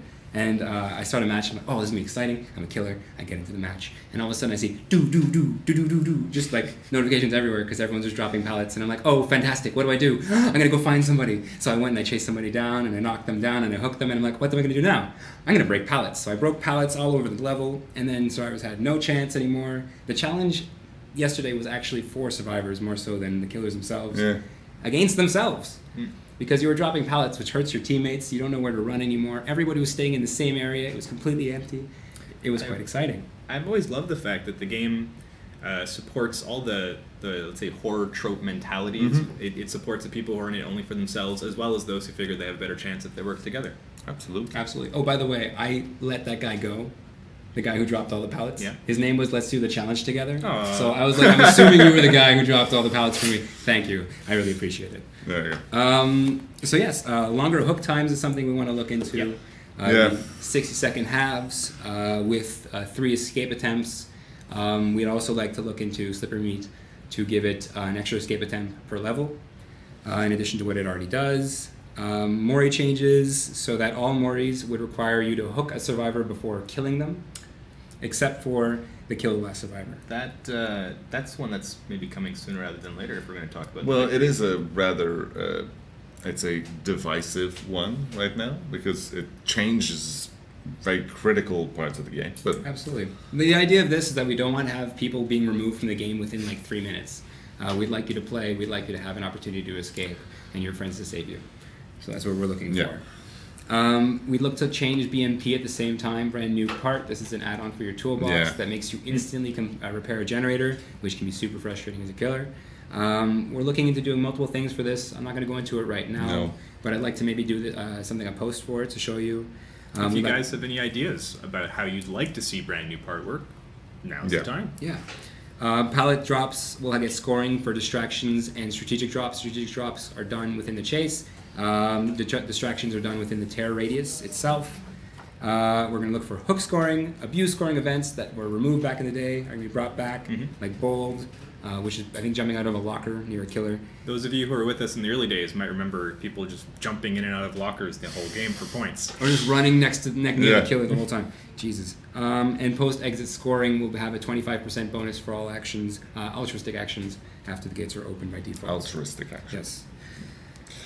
Yes. Okay, that makes sense. That would improve. Well, most of these, they're all aimed at improving the experience for survivors. That's what everything. Yes, absolutely. And to give, not just survivors. The BNP is supposed to help killers as well. Of course. And because getting into a game with QA, for instance, and they just use those parts, and then you get in the game within 20 seconds, there's 3-4 generators done. It can be a little frustrating. Like, thanks, guys. Thanks, Brad. Mm-hmm. Victory Cube. We mentioned this quickly. All right, so I don't want to spend too much time. I do want to spend a lot of time on this, but I don't have time to spend on all this. Can we say that this is the first cube that we're planning to roll out? No. Okay, we're not going to say that. No. Okay. The Victory Cube is an awesome cube. We looked into doing a lot of things in the Victory Cube. The way the cubes works is that we're going to throw in a ton of ideas that are related to one specific topic, or generally to a topic if we can. Like the Hag Cube would be mostly all around the Hag. You get urban evasion buffs and crouching because it relates to her. It's a little bit distended, but still the same kind of deal. The Victory Cube is about killer goals and their win conditions and lose conditions, which since the beginning of the game have been a bit problematic, fuzzy. let's say. Yeah, sometimes you can not kill everybody, so you're going to get disgraceful defeat. but you made your points, so you won. Yeah. The game was sending you mixed messages. But the thing also is that it's not a simple matter, and that was a challenge from the onset when we were showing the prototype to people, let's say people that are not necessarily the hardcore gamers or something, and they'd say, how do you win at this game? And we go, there's no simple, short answer to this. Just hopefully you had a good time, and then we're all winners. But really, that's not the point. No. It's like, how do you win? For the killer and even for the survivor, it's sort of awkward and ill-defined, and so hopefully this will make it better. Yeah. Brand new part stops a gen from being broken by the killer. Well, it does in the sense that it actually completes the whole gen immediately. So, But as a suggestion, that's quite interesting. But would that mean that it would just mean that the generator could never be broken, and that would be all the brand new part does anymore? That might be that's cooler a to be completely another different item. add-on to me. Yeah. That does sound like a cool add-on. Though. Yeah. It sounds really cool. Thank you. The new kill conditions, if we'd like to go over them, are going to be all based off of, for the moment, The victory conditions? victory conditions. So Yeah. they're all based off of kills and hooks specifically. Yeah. Each phase of how you kill somebody makes more sense. Quickly, because I think Yeah. we're reaching the We are end of this reaching the end. panel. Yeah. The stalemate cube is going to be another one also that we're looking at. We are, and the stalemate cube will be looking at hatches, exit gates, and unhook mechanics to remove the frustration points that we currently are facing. All those in the game. moments when sort of people end up looking at each other going, yeah, what do we do now? You move. No, Yeah. you move. No, you move. It's all right. So, stalemates. Hi. Yeah, please come in. We're going to kick those guys out immediately. I need Sorry to... about that, Louis. Are you? It's just you today? I'm gonna Okay. stick around and shoot the Yeah. breeze with Varus. All right, let's do that then. Thank you. Thank you very much. Nice Thank you, talking to Stefan. Say goodbye. Oh, You can keep is this yours? No. Okay. Cool. All right, let's move on to the next phase of our little program. I will change the title to reflect that because I've been asked to do so. Hey. We didn't actually get a chance to do the balanced live team Q&A. No. Oh, geez, I'm sorry. Did I crash you? No, that's absolutely fine. We need to move on if we want to get to this and me not fall into a coma before the end. Yeah. So That would be bad. that would be bad. That might make for a good show, but yeah. Oh, that's not mine. Okay. Thanks. Thank you. Did you bring? Oh, and we didn't go through any of your visual aids. That's okay. Okay. Well, I can wait. I mean, No, that's fine. Please get to your thing. Get to my thing? First of all, introduction. Sebastian Varas, our 3D animator. One of them. one of them. Yep. Hi, Okay. everyone. I'm Sebastian Varas. I'm the 3D animator for Dead by Daylight, amongst two others, which they wanted to be here, but unfortunately they're too busy making all sorts of awesome stuff for you guys. There you go. Yep. Which one of them is Ricardo Gomez and David Porbal. So super awesome, talented guys. So, Most of them. No, All of they're them, all very of them. good. all right. My So kid. so here. Yeah, comes please, the jump animation. in. All right. I'm just gonna jump right in.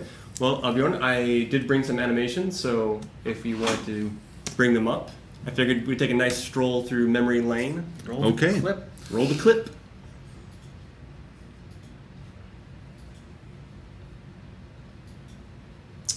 Did you try to click the thingy? Here we go. So I guess It's we're gonna not go playing. we're gonna go back from the most recent to the past, I guess. So this one is obviously the Doctor. It's not rolling. Is that rolling? There we go. There we go. So here we have the Doctor's Lament, and one of our most recent ones. Which, of course, the visual idea for this one behind was him using his powers to electrocuting the survivor to death. There you go. And leave them with a... Very horrid look on their face with charcoal eyes. There we go. It's very fun. The fan favorite, the Hag. And, most likely one of the favorite Moris we've got so far. I like the little stakes. Thank you. I didn't model those, but they were a lot of fun to animate those. Yeah. Gibbs. Yep. Hillbilly. This is a great one. This one's actually done by Ricardo, and it's quite gruesome. I've been told that it's hard to hear you over the videos because they're a little loud. So, yeah. Oh. That's fine. So the hillbilly, what do you want to say about that? Well, Hillbilly, you know, that was a tricky one, actually. Bjorn, could you pause it here on the Hillbilly? Just so I want to talk about it a little bit. This one was a very interesting one because it was our first step going into something a little more gruesome, because the prior were the Trapper and the Wraith. And, you know, we kind of went for more of a Alfred Hitchcock feel where we didn't want to actually show the moments of impact, but just imply it. This one, we actually took some time to say, like, you know what, we're going to get a little bit closer and show that chainsaw. And it was tricky because at the time, we weren't sure what our limits were about being censorship or banned in other countries. Because we were pitching all sorts of ideas like decapitation, dismemberment, organy bits flying out everywhere. Organy bits. Organy bits as an actual medical term. Yeah, of course. The question I have here is, why does Dwight have to die in all of your videos? Who else was it going to be? Who else is going to be? Fans, I have to be honest, I just really love to murder Dwight. All right. A lot. So murderable. Is that one of those faces? He does have want one to of kill? those faces. Right. Do go on. What's the next one? Oh, I saw finger guns. Hey. Oh, Myers. Okay, so this is a great one too. You know, Halloween is one of those franchises. Of course, you want to pause on this one too. That'd be great. Halloween are one of those franchises that I grew up on. Like my family and I, we all would watch this every Halloween and watch the original one because it's just so good and so terrifying. So when we got Michael Myers, I was just so ecstatic and happy to work on this. But the Mori itself proved very challenging because in the original Halloween, though Myers is a very brutal guy, his kills are almost a little subtle. Like they're just like, you know, I'm gonna choke someone, give one good hard stab, and stick them to the wall. It was the era where it was more about suggesting and about the anticipation of the violence, much more than the actual graphic depiction of it. Exactly. And it was tricky because we had already started going into the more extreme violence with the nurse prior. Yeah, so we had to pull back a little bit. Yeah, we had to pull back a little bit, but it was still a fun, interesting challenge to do it. I really enjoyed the second stab in the fighting. Yeah. But you remember the earlier... The face-to-face. Yeah. It's intimate. But you remember the original iteration of this was Myers would go crazy and just do tons of stabs, which was a lot of fun, but it didn't feel like Myers. No. All right, you want to the next one? The nurse. This one was also a lot of fun to do. The choking. Poor Dwight. In which we really wanted to do something creepy with this one and like kind of extreme with the whole, last the ending especially of it. Well, I remember exactly when I came out with it because at the time when Mark was on the project, he was like, you know, I really like the choking set, but it just needs something more, you know, something a little bit extra. And so I was just sitting at my desk going, what would be like the strangest, creepiest thing I can put in there? Touching the face, just a soft little rub. Oh yeah. And of course, then actually later after I did the original face touch, I liked it. I realized I need the survivor to fight too, and that's the survivor fighting actually came later in the animation, even though it's earlier when you watch it. Yeah. Oh boy. Oh, classic. The Trapper. So this was like the first Mori we did. Well, actually, earlier we showed the video of the first Mori from the Trapper. The stab. Yeah. But this is This is when we decided to take the cinematic approach a bit with the Moris, and again we were still kind of like figuring out like where we could and couldn't go, and we'd already kind of decided to imply the violence with the Wraith because we kind of did Wraith and Trapper around the same time. So for this one, we're like, we will show for him, and Wraith will just kind of imply it more. Yeah. Yes, it's funny. Some people were saying, no, when we said finger guns, we didn't mean you do it. They want it in the game. Oh. But then someone said, yeah, but he's the voice of Ace, so in a sense, it's kind of sort of like, but yeah. Kind of works, right? Kind of. Kind of. All right. Next we have, we have the Wraith next. Yeah. Yeah, I love that. So the leg pull is good. Yeah, it's funny. It's even though we don't show the survivor himself being hit, just that pull and the pan up with the camera is so satisfying that I honestly, I like how this one turned out. Yeah, and this one was actually was it from the motion capture? It was using the original motion capture footage. Yeah. This was the last of the motion capture. It was fun also because with the motion capture we used a lot of wires to do this, and things like this. It allows you to fake being extremely strong by just pulling on the wires, so the guy could just go whoop and pull on people, and it worked. It was really fun. It's the same for the pick up and carry. Yeah. Needed to be a one-handed, just like whoop, put it on your shoulder. Yeah. What's the next one? You don't know? Hillbilly Run. They're very big clips. That's probably why. Oh yeah, sorry. Maybe I should have compressed them a little bit. No, but they look good. Well, it's not playing. It's not playing. Well, that's okay. I can just describe the run. Get up and act it out for us. Although to be fair, there's usually a lot of that happening. That's in the true. Animators. Actually, for our animation process, which and now it's working. Now it's Ish. working. No. Well, while we're trying to figure out, we'd actually talk about the animation process. Yeah, go on. So generally, when we do an animation for the game, at the beginning of the project, we were doing a lot of mocap sessions, but they were tricky. They're really hard to finesse into our very. Well, actually, we did mechanics. one session with a lot of footage, and then we brought that home, and then the game kept being designed, and some of the animations didn't fit anymore because it's not exactly how we did it. It's like, oh, this took 30 seconds to do as an action. In game, it needs to be 4. Yeah. So it puts a little strain on that. Yeah. So very quickly, we actually moved away from mocap and switched to hand-keyed animations. And the process generally is like we sit down with like the designer and the creative director like Dave, and we discuss like what the survivor or killer is, like what's their personality, what are they like, where are they physically. We pull up pictures of concept images to try and figure out body mechanics and things like that, psychology. After we get like a base idea, like kind of tons and tons of notes, we usually start recording references, especially for things like the Memento Mori. We record references, we do quick illustrations of storyboards, which I realize now I should have actually brought in. Maybe people would like to see it. Next time. And after that, then we start blocking out poses, and then we do the poses quick block out integration to the game, test it out, see how it feels in the game mechanic. Like, does it feel like it's doing what it should do? And then we do, of course, polish, tweak, and iterations on that. Oh, so this is the nurse run, which is really a float. Yeah. I really enjoy it because the whole backstory of her like dying and maybe being hung and things like that. I really wanted her to feel like a spectral being. Yeah. And like she was being dragged by the neck almost. Yeah.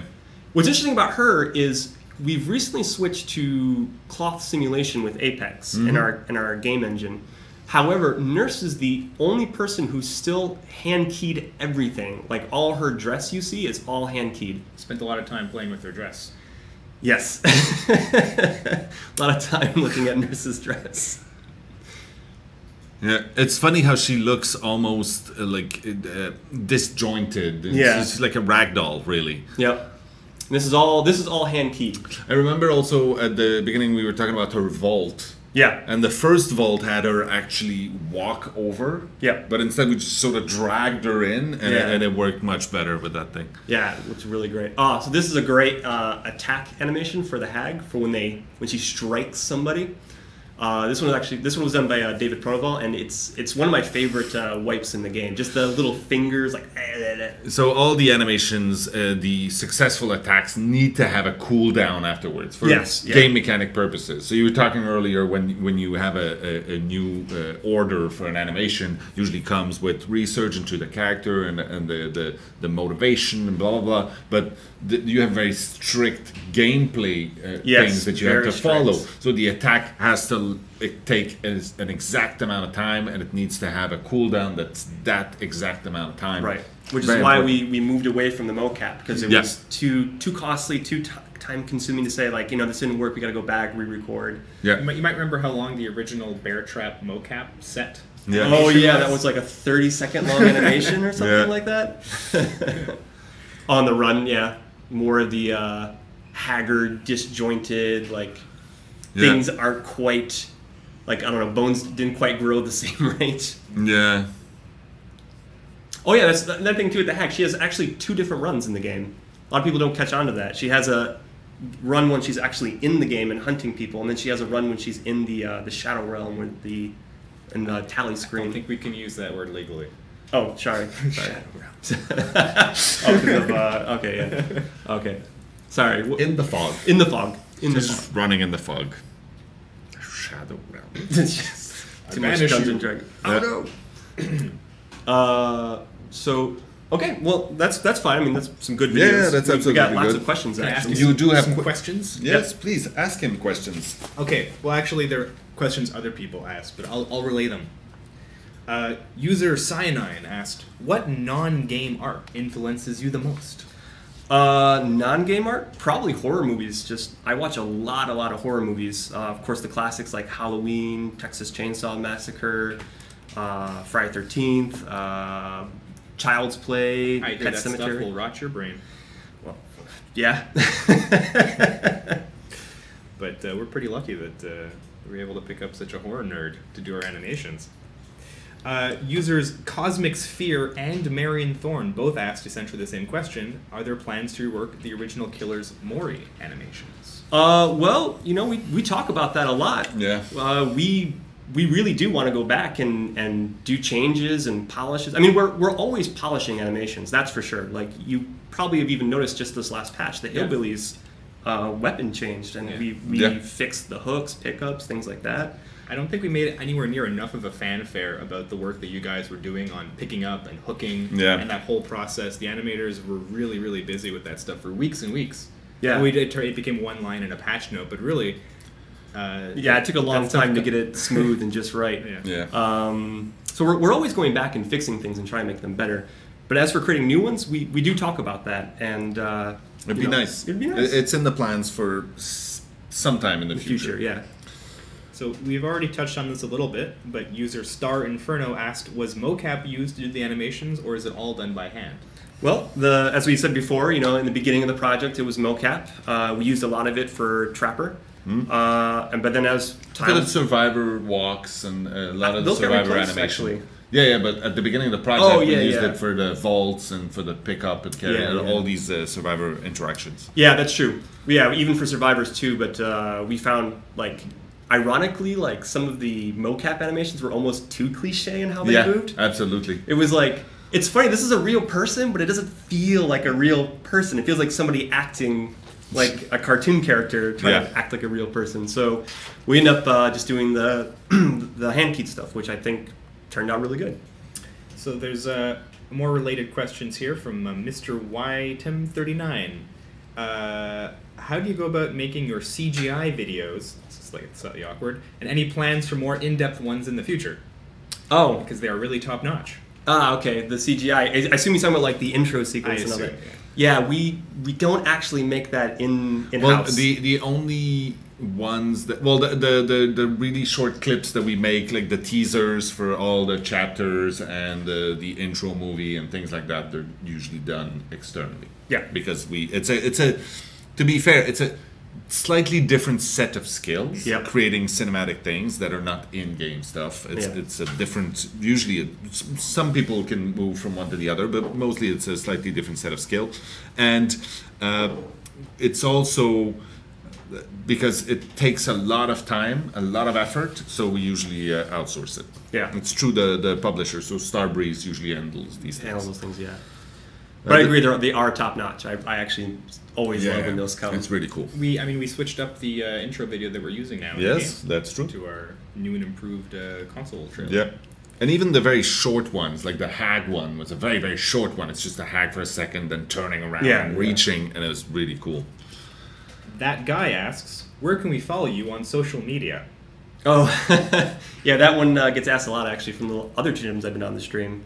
You can follow me on Twitter if you want, at SVWright. So I usually post just silly animations I find. Or I have one last question from about 5 different users.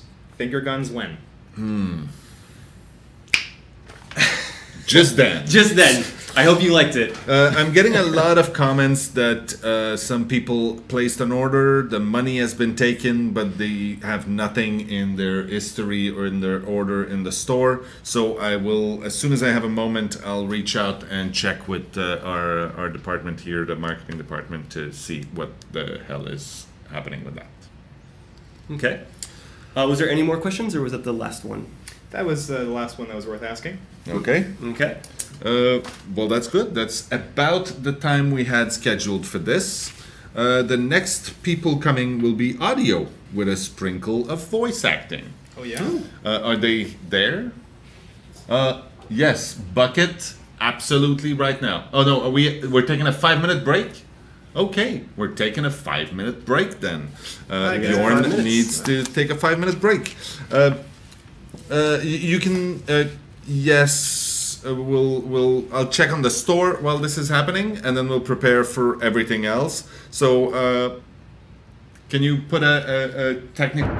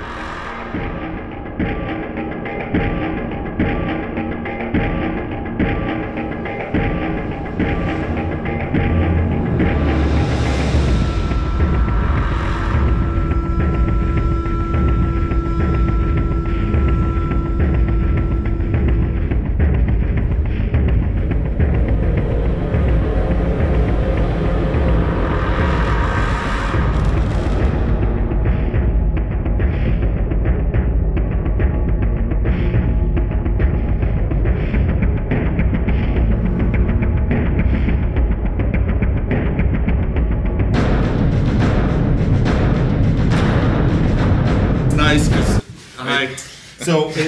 it's really nice because we look professional right now. Yeah, we're really we were professional. all ready to come back, and then Phil.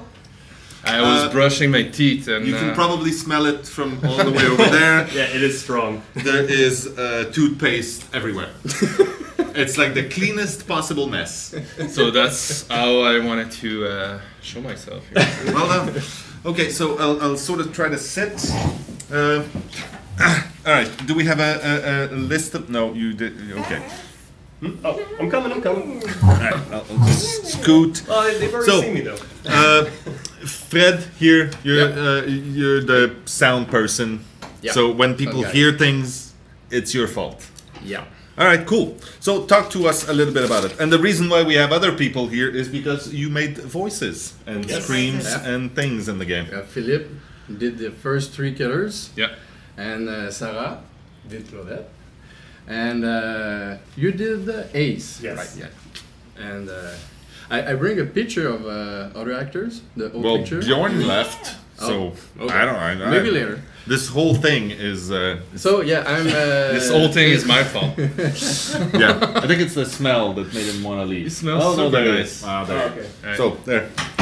Wipe. Fix I have this. to wipe myself. Yep. Yes. On camera. So he's got an image to show. Oh yeah, on my in it's- the folder. Yeah, it's in the folder with the thing. Okay. This is. warm in here. A little toasty. Can Sarah please scream or something? They, I Okay, could, but I don't think Bjorn would be very happy. Actually, the funny thing is when we recorded the voices in the other office, your little sound booth was actually sharing a wall with the HR department. So a lot of people whose first day was at the office just heard screaming through the walls, and it was kind of beautiful. Blood curdling. So that picture is Yeah. kind of cool, We have- especially because it's sort of everybody's sort of shrinking down to Can you get us, rid of like us? we're in there. They just Because, get like, rid of you're us. missing some people. yeah, we're missing. Thank you. There you I go. don't know when we did it. It's like a few I months was ago. on vacation. and- Yeah. Yeah. Oh yeah, you were not. We were there. adding Yeah. my face. But we have all the first actors, not you, but Yeah. all the others, and actually, yeah, that's the picture of actors right now, and we should do a new one. we should. Yeah, Yeah, there's more people now. Yeah. maybe. So Eliane is gone, but it's funny because they tried most of them to take the right pose for their character. yeah, You can see me with the finger guns. Yeah. And you have Ian with the Dwight nail biting. It's very nice. we put it And that's actually an ace. Anais, yeah, wearing the nurse's mask. Yeah, Very nice.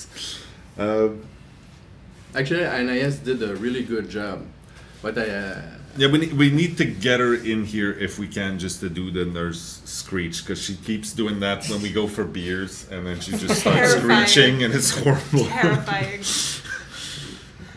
Yeah. So, what else did you want to talk about on the audio? What I'm interested about question Okay. first of all because I'm really open to any comment about sounds, music, and whatever.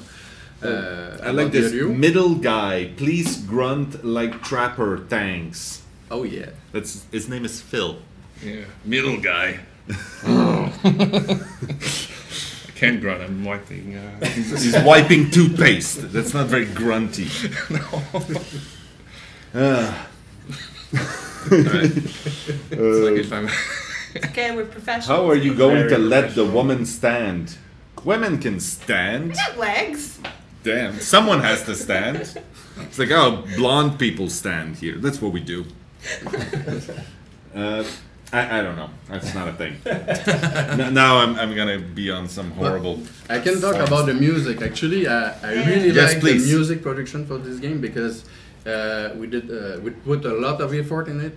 I thought about some mechanics that could work. We tried it, and we did a lot of work. I passed a lot of time with Michel F. April, Our composer.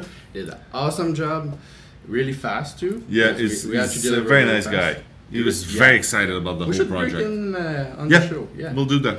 And yeah, actually, it was not only a music that it's like 1 minute and we put in game like that.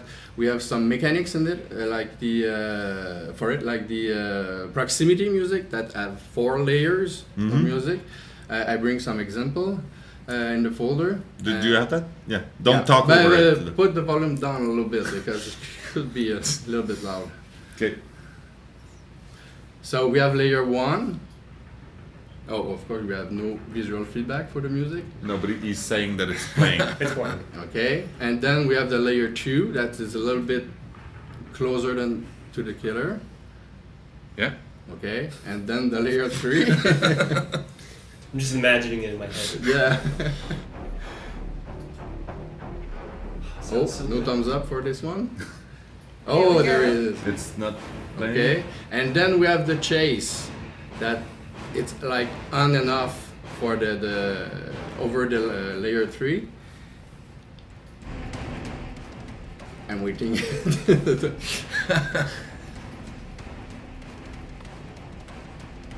Okay. So you can see, you can spot in the chat the people who watch this without the sound. Because they're like, oh, what the hell are they talking about? Yeah. There you go. Yeah. There was a question about generator sounds, explosion sounds, and Yeah. breaking pallets. How did you make those? I mean, I record some sounds for it. Actually, for the generator, it's not all my records, but I mean, like the first iteration of the generator was a big hell motor. Do you remember that? Yeah. So I use Harley Davidson sounds mixed with 2 other motor sounds, and we like that. So I keep it. So the sounds of the generator right now is this. It's a mix of different motors and more. Yeah. So for the explosion, actually, a little detail of sparks and with the motor and everything. And for the repair, it's record. I did some record of a metal thing. Actually, we can see ends in the motor, but we don't see exactly what they do. So No. I just playing around with motor bits. So yeah. So you did actually record Foley for this, which is a technical term. Exactly. And it's essentially just people getting in a room and playing with stuff and recording the sound it makes. Yeah, or outside. Yeah. Like the footstep I did outside. Okay. And I also do an awesome recording of chains, but we don't have chains in game. We showed earlier the prototype, but not the prototype. Well, the very first image of the killer we had with the bunny ears and chains everywhere. So that was sort of something we wanted with the chain with the trap on the end. And we also had the original basement. One of the first concepts of the basement had this sort of hanging grate on the ceiling with lots of chains laying everywhere with hooks, which would have been absolutely impossible for animation, but really cool looking, but we ended up not doing so that. I did a lot of recording for that design, but and then we never used it. Who did Nia's voice in that picture? Nia? So if you put the picture back I again. know that. Huh? It's Morgan. Yeah, it's Morgan. It's funny because also Morgane at the time was not on the team. She was on Warhammer, and that's true. she That's just before came the by to record this. There's a few people actually a lot of people on these pictures that are not on the team, and they're just people from the studio. So Morgane is in the back there, and she's actually taking the Nia pose. And now she's on the team. She's working with us as an outsourcing coordinator for the art team, which is really cool. Then for the actors, I try to get people on the team because I like it. I like to. It's more easy to get on the schedule too. So but I think if people play the game and they are involved in the project, they can understand the stream. So they're not shy to stream. Yeah. Because like you said, when someone scream, everybody stopped to work. I remember when I was doing the screaming session, like I would scream and then the IT would scream back at me because I could hear it through the echoes of the vents. Ace Visconti voice actors. I think I No, there's told no you voice when you came actors, out of there's my just one. office, Just me. cry just to Yeah, make people. Was there auditions for the parts? I did some auditions. Yeah. Sometimes it works. For the killer, I do. It's more complicated a little bit, but I do casting. Yeah. I wasn't on the But project she's when the second actress on the project, I think. yeah, Yeah. Because Claudette was the second character done. yeah. I Okay. think so. And I was in the booth for about 3 hours, Yeah. I think, screaming nonstop. Was it as therapeutic as one might think? It's pretty therapeutic. I didn't have much of a voice afterwards. But because the sound booth is sort of completely enclosed and you have no idea what's going on in the outside world, and it's soundproof, so you can't really hear anything else. Yeah, people hear When you, but not. yeah, not hear exactly. people. They could hear me, but I couldn't hear them. When I opened the door finally, everyone just started like. Yeah. It's like, oh, it's so nice to actually hear what she would sound like if she was actually speaking in the game. Yeah. So that's exactly what she would sound like if she was in the game. The question was, did you have a script in there, or was it just do the voice actors have a sort of script as to how they should scream, grunt, whatever for different things? Yeah, we have 9 different grunts and 12 different states. States like when you're on the hook, it's a lot of different sounds. It's I try to make them acting like they try to get out of the hook. So it's a kind of strip, but we have no words, and we can't say words, any words, no words at all in the game. So yeah. Have you ever considered proper voice lines instead of sounds? We talked about it, but there's a few questions why we decided to do that. One of the reasons was, well, first of all, it's much simpler to localize. Obviously, if there are no actual words, it's just already done. People scream sort of, I mean, there are cultural differences in how people experience and respond to pain, I'm sure, but it's close enough. But also, it meant that we keep the characters from being too specific, and it's easier to identify with the characters. Maybe there was a bit of a motivation on there to actually leave a bit more to the imagination. It goes back to what we were saying about the original horror movies that had more to do with the anticipation of the horror and leaving a lot of things unsaid, and what you fill up in your head is usually of much better quality than whatever we could do anyway. So there. When would the music for other killers be updated for the Hag and Doctor? Actually, it's the same.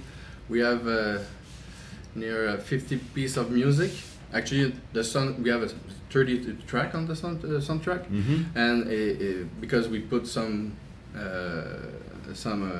music together, but it's 50 piece of music. It's an entire system of music that is done. We did some music for the Halloween.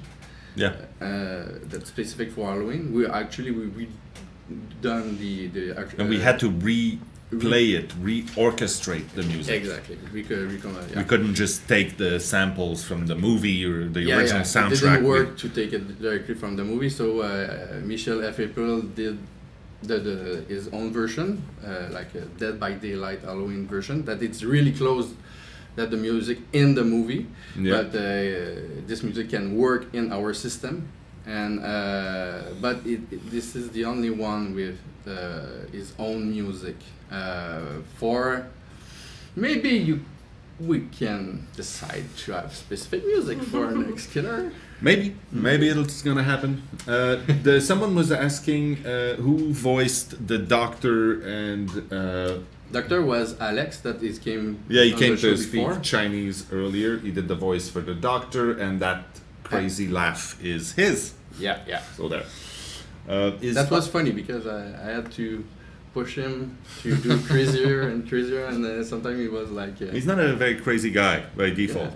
He's kind of a straightforward guy. But I saw him crazy. Is audio occlusion still being tinkered with? Some audio still is muffled by. Whoops, it's hard to read sometimes.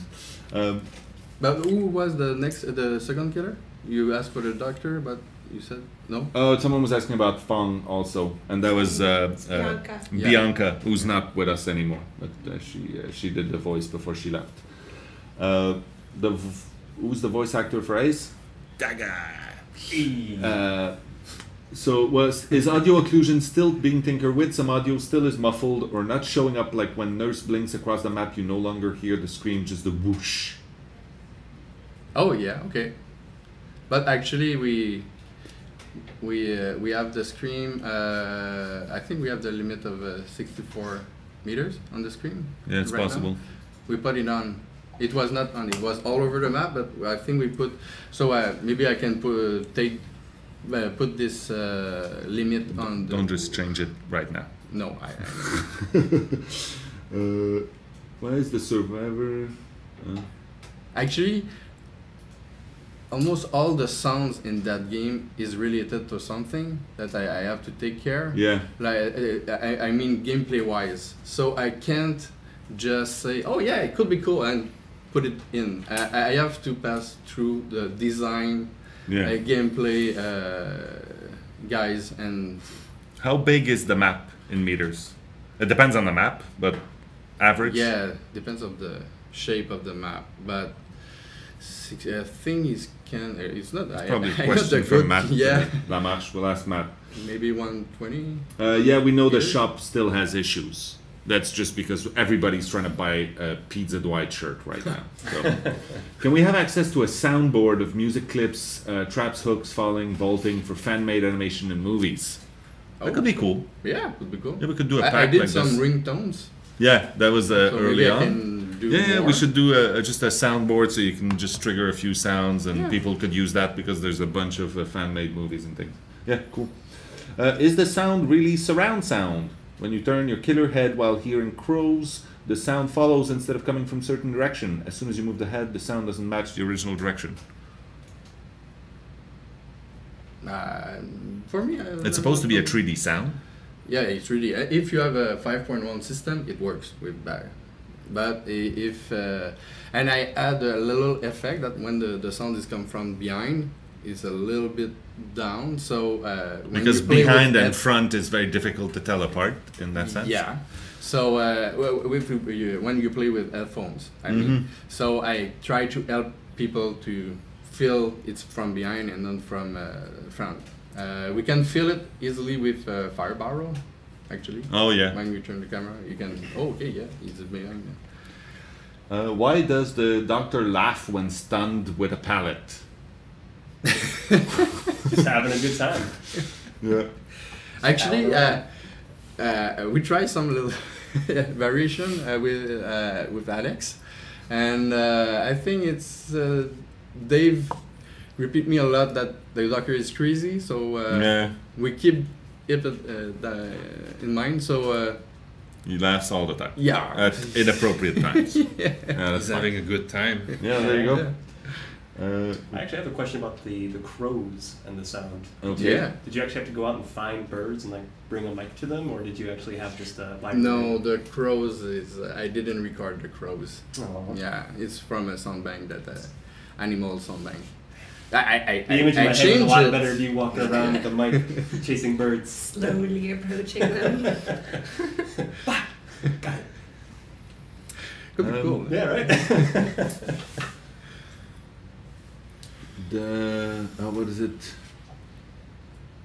Why Phil is so quiet? That's how the killer is. It's quiet. And it's like, so at some point, I'm gonna. You're so in character. It's amazing. All the time. Method actor. He never breaks. Yeah. I have toothpaste on my finger, so I'm trying to be. How did you record the entity? Oh, the entity. Identity is really something really interesting actually.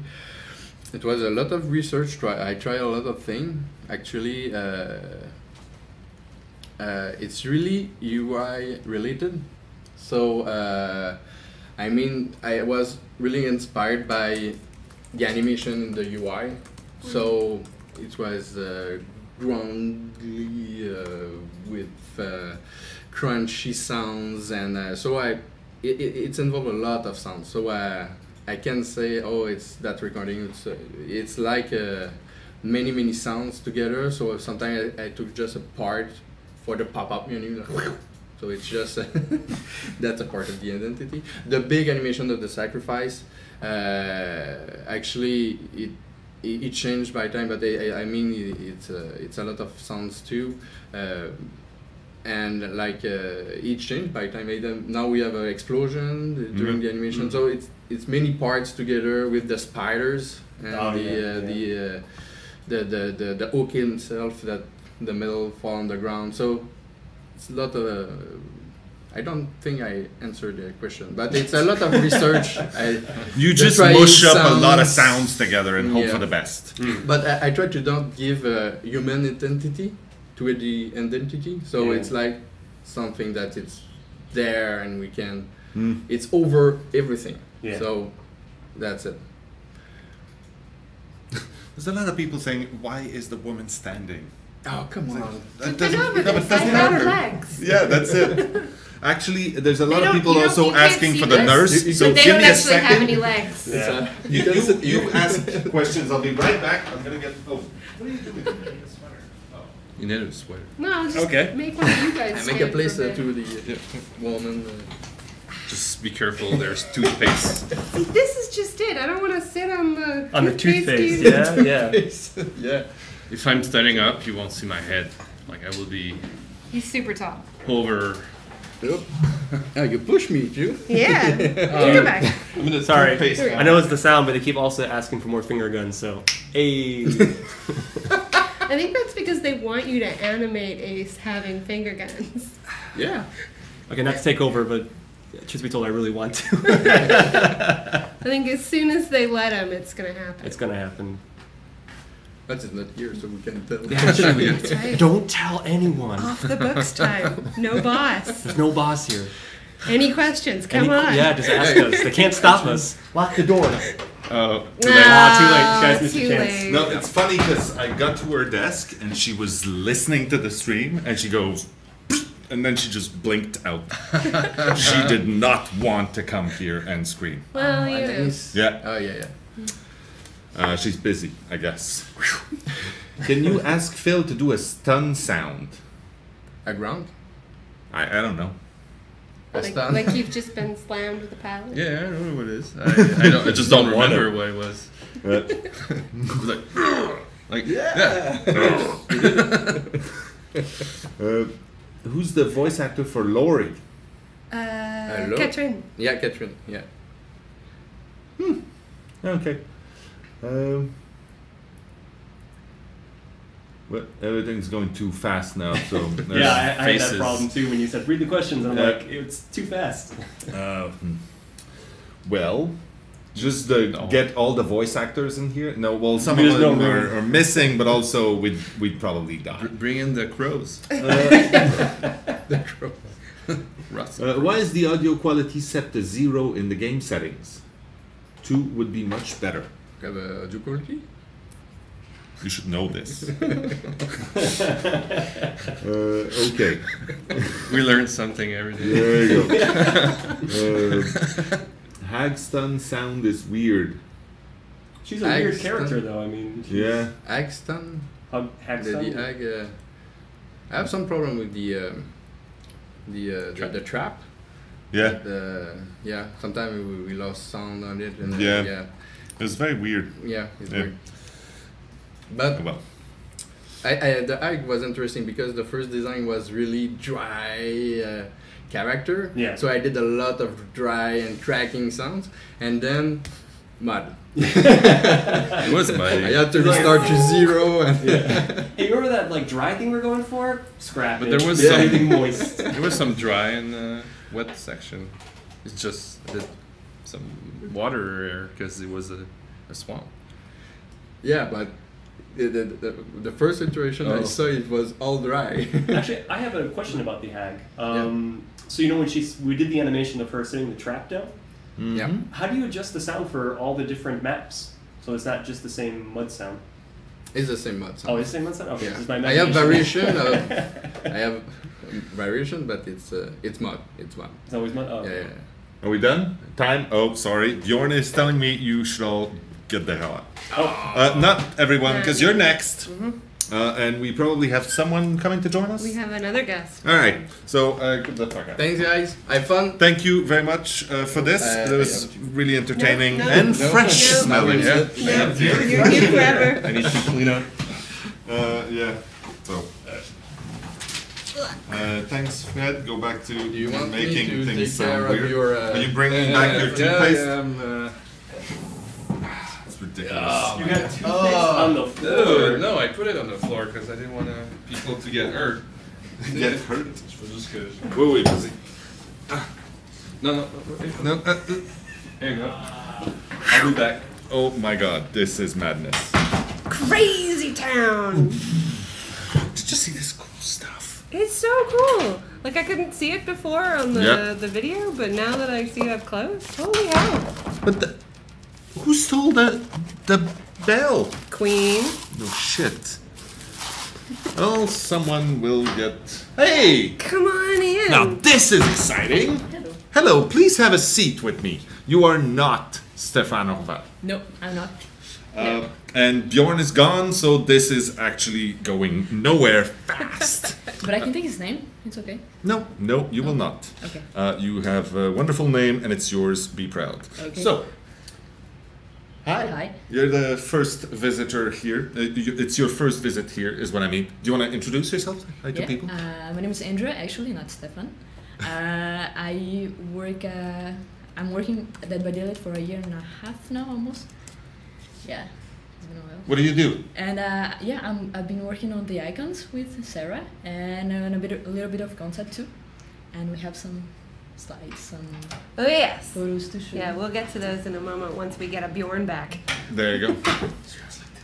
It smells Yeah, like it smells like toothpaste in here. we had a little accident. Well, I saw that. Yeah. but with Yeah. all the people that were hanging out in here, and it's very warm in this room, it's probably a good thing that it nice. smells fresh. Yeah. Kind of nice. Yeah. So there. So yes. Brief introduction. Oh hey, I have a name. Cool. Yeah. And you are a graphic interface designer. Yes. User interface, user experience. That's me. So And- please yeah. take us through what you do. So I work with Dave and Stefan and Yannick, the other designers, to figure out what needs to be done for gameplay stuff. In terms of interface, in terms of what needs to be seen in the HUD, if they have new features, etc., etc. So what I thought I'd do is take a note from Dave's book and show you some way back stuff. Because our UI has changed a lot in this game since its first conception. We saw a really, really quick little bit in one of the videos that he shows where you see that wall that unfolded Yeah, with the survivor so in front. That there didn't is- happen, but I don't know, it was like our third or fourth Twitch stream. I went over what that way it was, so if you want to go into the archives you can find all about that. I'm not gonna go into that too much, but I am gonna show you some stuff that really started when the original game was much more immersive. There was very little HUD or UI of any kind. The idea was to be immersed as humanly possible. so not Queen just owned up to knew stealing it. the bell. I knew and it. that I is called not it. okay. I This called is it. going on your performance review. So the first screenshot that I've managed to dig up was from October of 2014. And this doesn't look like the game that you guys know at all. So just pause here for a second. Wow. This is our very first Unreal prototype, so we were figuring out how to do all the assets and environment and all that kind of stuff. I don't even think this was a proper level at this point. No.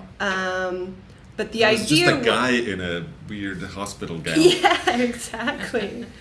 But the idea was that we had this sort of notion of the entity that evolved over time, but back then we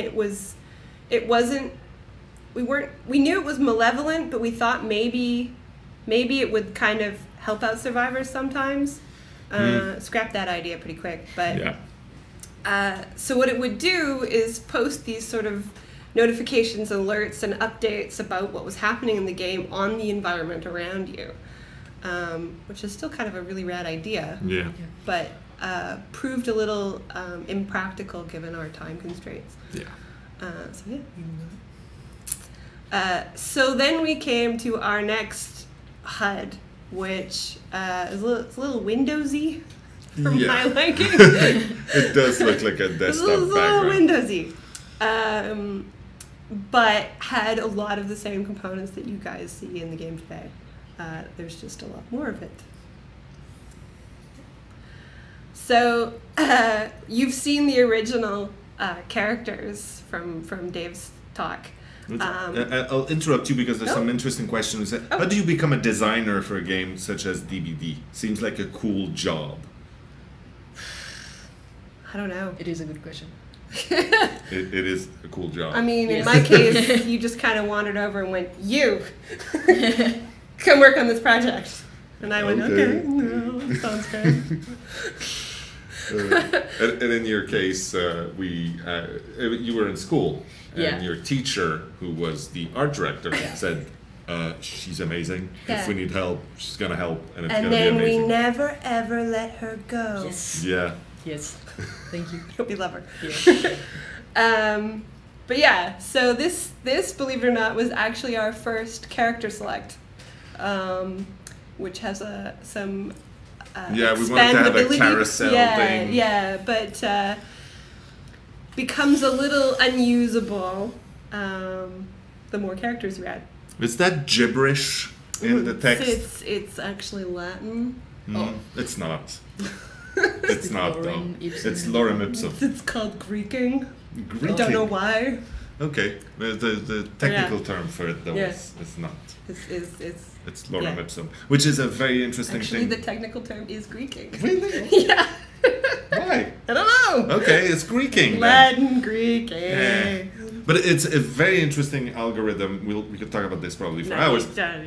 But it actually feels like text, but it's just jumbled. It allows us to simulate text without actually having anything. Instead of having to just go like this on your I keyboard. do that a lot, though. Yeah. I'm not gonna lie, it's a lot of. Okay. But anyways, moving on. It's a technical thing. This is what Dave alluded to before. I still think this is a really fucking rad idea. Yeah. French. Yeah. So now Bjorn's not sure. There's, some cool ideas here. The idea is that, when you were in that cool lobby space, the camera would pan out and your blood web would basically seep up from the ground. And so this is a really rough map of what the pattern might look like. I think by this point, Dave had already done sort of a really quick working prototype of what the blood web would actually... In Game Maker. Yeah, in Game Maker. So we could actually click on stuff. But this was actually sort of figuring out what it would look like in this immersive 3D environment. So someone's saying, I've always wondered how you came up with the style of the icons. I really like it. Yeah, so that was... we had a direction from our art director to keep it... how did he put it? Messy but clean. That's beautiful. That's classic. But the idea is that it's not super clean sci-fi kind of lines, but the structure of the UI kind of follows that same thing. So you see a lot of grids, a lot of alignment stuff, but the icons and the actual textures in the UI are messy and painty and bleedy and entity. Messy McLean. No, you don't want that. So yeah, needless to say, we scrapped this idea, mostly because it would take you too long to buy nodes, because I think the original idea even had you walking to each node. Yeah, it was full or something 3D, like that. walking Which into it. was a cool idea, but man, if you guys got upset It's- about a 0.3 second span time on the blood web, If you had to walk there. if you had to walk there, yeah. So And then, no. But it is a cool idea, but no. exactly, Yeah. exactly. Um, So, the next, I think there's only 2 of these. This was the UI at launch. Yeah. Um, Day one. A day year one, ago. A year ago. So, no Survive with Friends. And our new content was disabled. Yeah. But Because very, there was none. There was none. So yeah, but that's sort of the launch version of the screen that you guys see today, which has been tweaked a little bit since then. Yeah. And this was our very first loadout and Yeah. character select. The customize was right there. And the customize was there, but I think when I took this screenshot, it was disabled for some reason. So yes, and the very, very first blood web icon, which I think it was meant to be the center part of blood web. We changed that. Didn't read properly. Yeah. All right, so I'm not going to do all of the UI history since for a full year, but one of the things that we've started to do is add helper information to the game. I know I've been talking with Stefan and Dave and Yannick a lot about trying to figure out ways to communicate how the game works to you guys a lot better. And you would have seen the most recent update where we added the help section, the character info, the loading screen tooltips, and finally, McLean has much requested this feature. The items, powers, and add-ons onto the loadout, or the tally screen. So I want pink perks back. That's out of my hands. I love that color. You have no idea how much I obsessed over that particular color to get it just right. But yeah, it's gone. Now, one of the things that we're going to keep doing is adding any information to the game that we can think that might help you guys figure out how it's going to play. So you're going to see, you know, you would have seen proficiency icons. There's some changes happening to the HUD. That hopefully will make it a little clear about your perks versus someone else's perks. Someone's asking, how did you come up with the survivor icon being the gear sphere? So that's pure Dave. Not to toss the buck, but he wanted an item that was a little mysterious to represent the survivors, and we came up with this sort of an impossible machine. It's not impossible. No. You can actually 3D print these things. I know. It's very cool. But you know, something that's, you know, incomprehensible a little bit. Yeah. So yeah. Okay. Do we have another slide? Do you Well, want to fall asleep? now we get to okay, cool. talk about Andrea's awesome work. Yay. Well, we're talking about how I got here, and actually this was a part of my test to get to the project. That's right.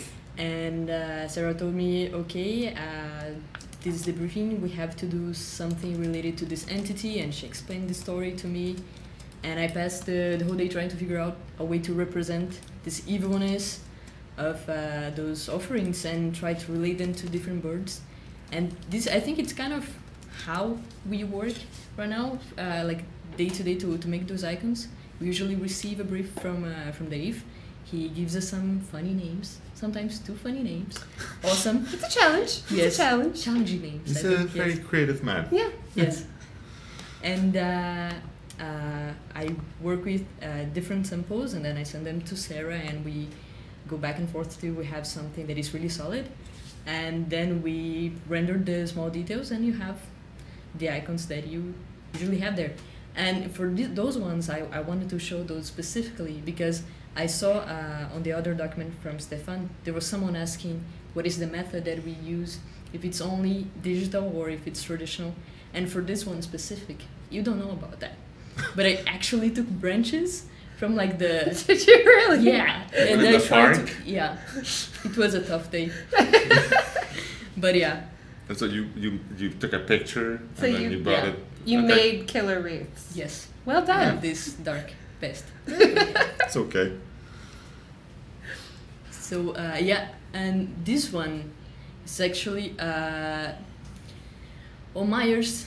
It was a complicated character because we all watched the movie here, and it was Yeah. the first time I watched it. And to be honest, I don't watch that many horror movies, and my life changed after that. Really? Yeah, I actually started like fearing a lot more the killers after Okay. Myers. Yes. So a bunch of those icons, I think that they got more dark after that. And there's one specific add-on that is on the next slide that I was talking to Sarah about. And yeah, I this feel was a really sad bad day. about these.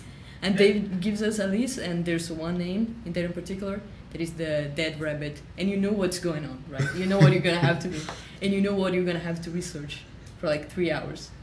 And then It's a sad day. yes, God, it's a sad day. I can remember when I gave her the task. This and for Sloppy Butcher. Yeah.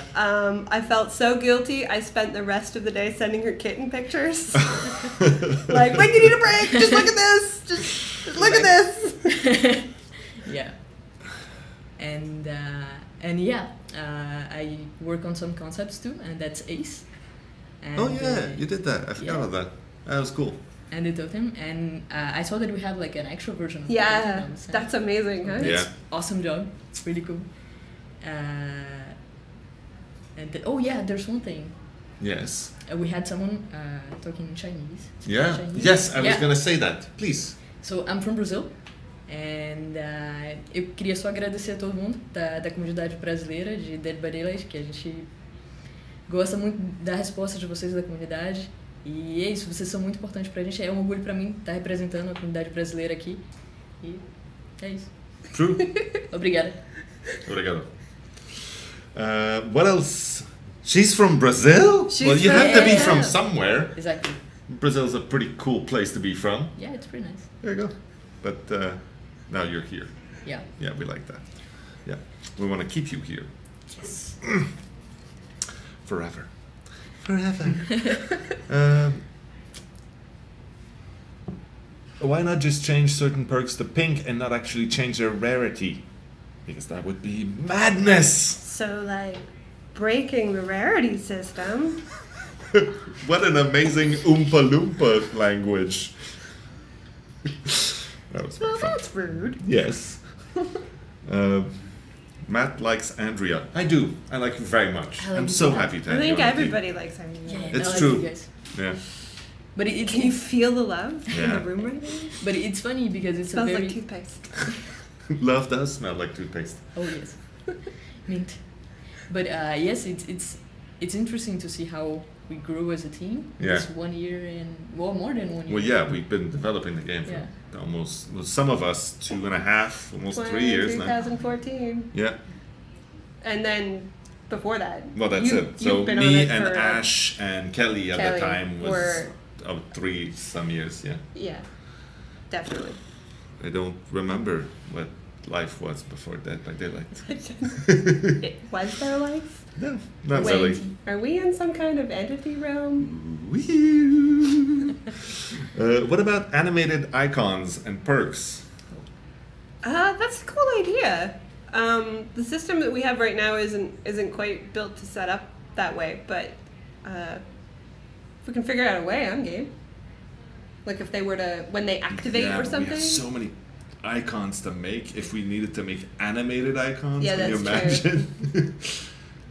I'm sure it's Ah. fine. I'm trying to find some question. when will the shop be online again? I don't know. Right now the shop has a very serious problem where if you click on the shop, you get sent to Bethesda for some reason. So, I don't know. They will fix it. They have to fix it.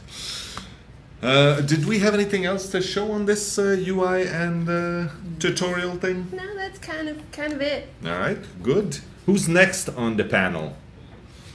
We have, it's QA. That's going to be exciting. A Bug's Life. A Bug's Life. That's sort of a pun. A little bit. Yeah. All right. Well, we'll get out of your hair and make room for those guys. There you go. So I don't know if they're ready outside. We'll see. We'll just open the door and grab anybody that's there. Well, anyway, thank you very much, Andrea, for joining us today. It was really cool. Sarah, thank you for visiting. Problem. This was a Ow! That's actually a piece of lead lodged in my arm. Thanks for the memory. Professionals. Yes. Professionals. Are we taking a 5-minute break?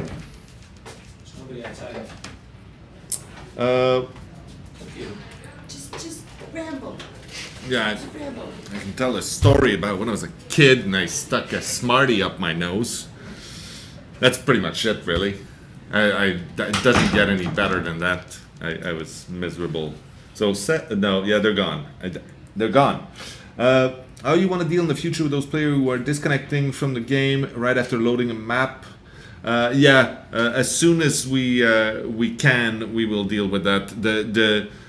The ones who disconnect on purpose and the one who disconnect. So, having a break so he can fire her? I'm not gonna fire anybody. I love everybody on my team. Most people on my team. Hey! Well, this is gonna be fun. Hello, hello. Yeah, it's a little warm, but at least it smells like toothpaste. Oh, you need to swap places? Why? You want Brad on this side? It just looks better? Oh, because the names are there. Okay, so please, have a seat. Are you gonna fix face camping? Yes. We talked about it with our friendly people from the design team earlier. I'm actually bleeding. Sarah made me bleed. What did she do to you? She stabbed me with a push pin pen thing. Oh, yeah. I don't know what you call those. Okay. Hi. Hello. Hello. So Patricia is a tester on the team, QA, quality assurance, making sure that we do not fuck up too much. And Brad is our QA lead, making sure that the herd of QA is actually doing the right thing most of the time. The awesome QA. So there. Do you have a thing to talk about? Should I take your things? No. I'm just gonna back up a little bit and let you take this. Our job basically is development QA. So we have direct contact with people on the floor. So anytime there's an issue or something like that, we can go right to them. Sometimes we go in like an army. Like if there's a real serious bug, we'll all get together and huddle around, and they'll be like, "What are you doing here?" There's an issue. Like, oh, okay. So it's pretty cool. That's one of our strategies that we like to use. We also can give like direct feedback. So like if we read something in the forum or we have complaints of a lot of people, we can actually go to the designers directly. Like everybody's accessible to us. So like artists and all that. So well, you're expected to keep us on our toes. That's it. We try. And you forgot to tell them how long you've been on the project. Oh yeah, it's true. I've been here for a while. On this project, 2 years, I think. For 2 years. 2 years. And were you the first QA on the team? No. Well, not the first QA. There was Melissa at the beginning there, and then we'll talk about that. and then I joined just after that, and then we all. But also, you've been at Behavior forever. Yeah, that's right. I've been here since 2001. So that's like 16 years. Like 16 years. Like 16 years. Yeah. That's ridiculous. Great company. Yeah. It's fun. Don't want to interrupt you. Was there anything else on that part? No. Well, we enter issues. We have our own database obviously on the floor. We have our own big QA team. There's 10 of us now, right? Yep. And we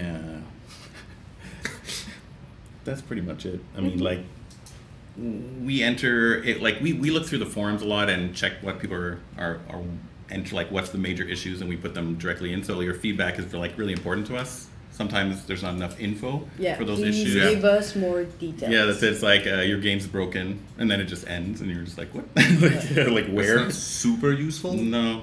So, yeah. A side note, I'm gonna interrupt you a little bit. A lot of people ask what the. It's true. It's important. It makes it a real exchange. It looks like I'm actually doing something. A lot of people wonder what the hell QA people do all day. Yes. Like, what does it take to be a good What do we do? quality assurance person? Is it just playing games? No. Just many. No. Yeah. Well, we can run through. Because that's a very common misconception. Yeah. Yeah, it's tedious. Yeah. Playing a game for especially, 2 years. you know, you're not just playing a game, but like the example I try to give people who don't know much, I say it's like you're playing the first level of Super Mario. Right. Just the first level. That's right. And the jump has not been implemented yet. And during 8 hours. Every 5 day. days. Every day, Yeah. Yeah. Yeah. It's And then you have to write detailed reports of why it's not working when you're trying to go over the hole without a jump button. It's true. And I always say, like, you know, you test the game, and then finally, usually on other games, this game's like, it's constantly evolving and never ending. But like on regular games, when you're testing on development QA, it's like you work your ass off to get the game good, and finally when it's perfect, they take it away from you, and then they give you something else. They're like, hey, everything's broken again. So like, it's kind of it's funny in a way. But that's like, the life. Haha, funny. Well, no, but it's exciting too because like it's done. We get the sense of accomplishment, and, Which you don't get on Dead by Daylight. Never. It's never done. I look at Dead by Daylight like it's an entity by itself. Like it is the entity. Absolutely. It's like we're constantly fighting this thing. I'm like every day when I come in, and you just press A all day, like struggle. I know you. Not today. You come by and like, how's the build? And I always just look at you. You know, like I don't even answer sometimes. So it's quite funny. But yeah, we try our best. So maybe we can go through our daily schedule, like kind of like what we do by day, I guess, next. So when I'm here in the morning, I'm checking what's in my emails, like what are the important builds to check, because we have different branches. So I'm checking that. I'm checking the major updates too. So, and I'm letting know my team what they need to do. After that, I'm going to a scrum with the hard team. What's a scrum? It's like a mini meeting to let us know what's going on the project. So I'm meeting the art team and the environment team. Yeah. So with them, I'm letting them know what am I doing and what they are working on. And then I'm communicate with my team and let them know what we need to do. The secret of the scrums is to do it standing up, so people hurry up and they don't talk too much, except for Matt Walker. But they tend to want to wrap it up quickly because they're standing up and they're like, fuck this, I want to sit. So you do it standing up, everybody just goes around. And you're speaking too loud. Yeah. So I said it, it's done. Yeah, it's true. In the morning, though, we check to see like some people are coming a little earlier, so they go on the build right away, and they're like, oh my god, what's on fire, and then they'll go off, and then when the rest of the team gets in, usually we'll have a better build ready for us. Yeah. So yeah, well, part of the day also is entering issues in the database. We're currently using Mantis, and we're going to be switching over to Jira soon. Everybody knows probably Jira if you're in QA. Yeah, we do documentation, updating, and testing. We check the Steam community a lot. Yes, we constantly skim through that, and we look for like exploits and major issues. Do you have people contacting you privately, poking you? I don't do that. No. It's because like a lot of people like add me to their friends list, and it's like every time I'm playing like trying to test the game, I always click on like like somebody comes online and then you click and you're like, oh no, like sorry, I can't play right now. Like he's playing something else. It's like oops. So it's hard to like manage that. But yeah, I check the forums and stuff. I think that's the best place to enter an issue. Yep. Yeah. Also, at the end of the day, Mantis. We go through a bunch of. Mantis, I know. Yeah. Someone's like Mantis. We're getting ready to what do you call it? Migrate to Jira. Soon. Yeah, like tomorrow.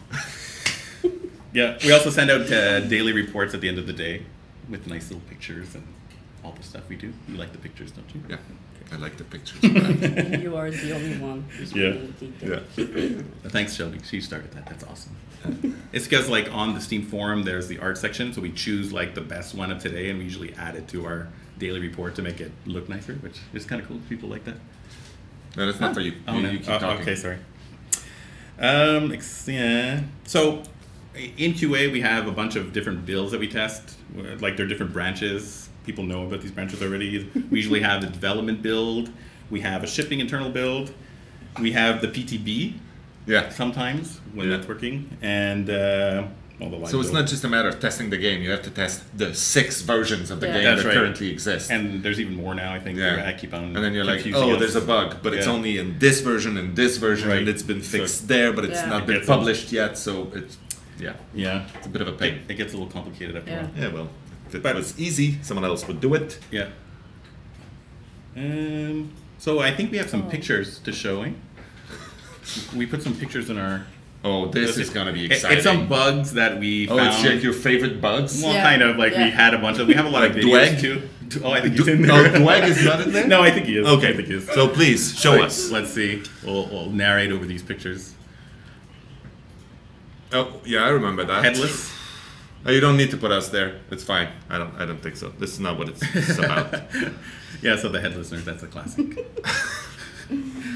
Oh, that's exciting. Yeah, this is carry your friend to the exit day. This is kind the of new fun. gameplay. Yeah, new gameplay that we tried out didn't really work.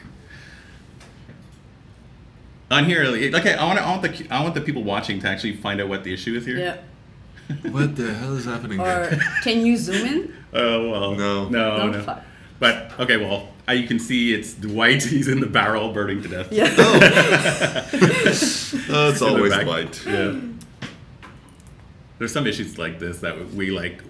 That's the fun of QA. It's like you're always finding exploits, and you always hear laughing on the floor when there's like a big bug. And I feel like when the people stream on Twitch, it's the same thing. Like I mean, there's bugs, but I mean, people are having fun about them too. Yeah. Like you hear them. Like I think that's.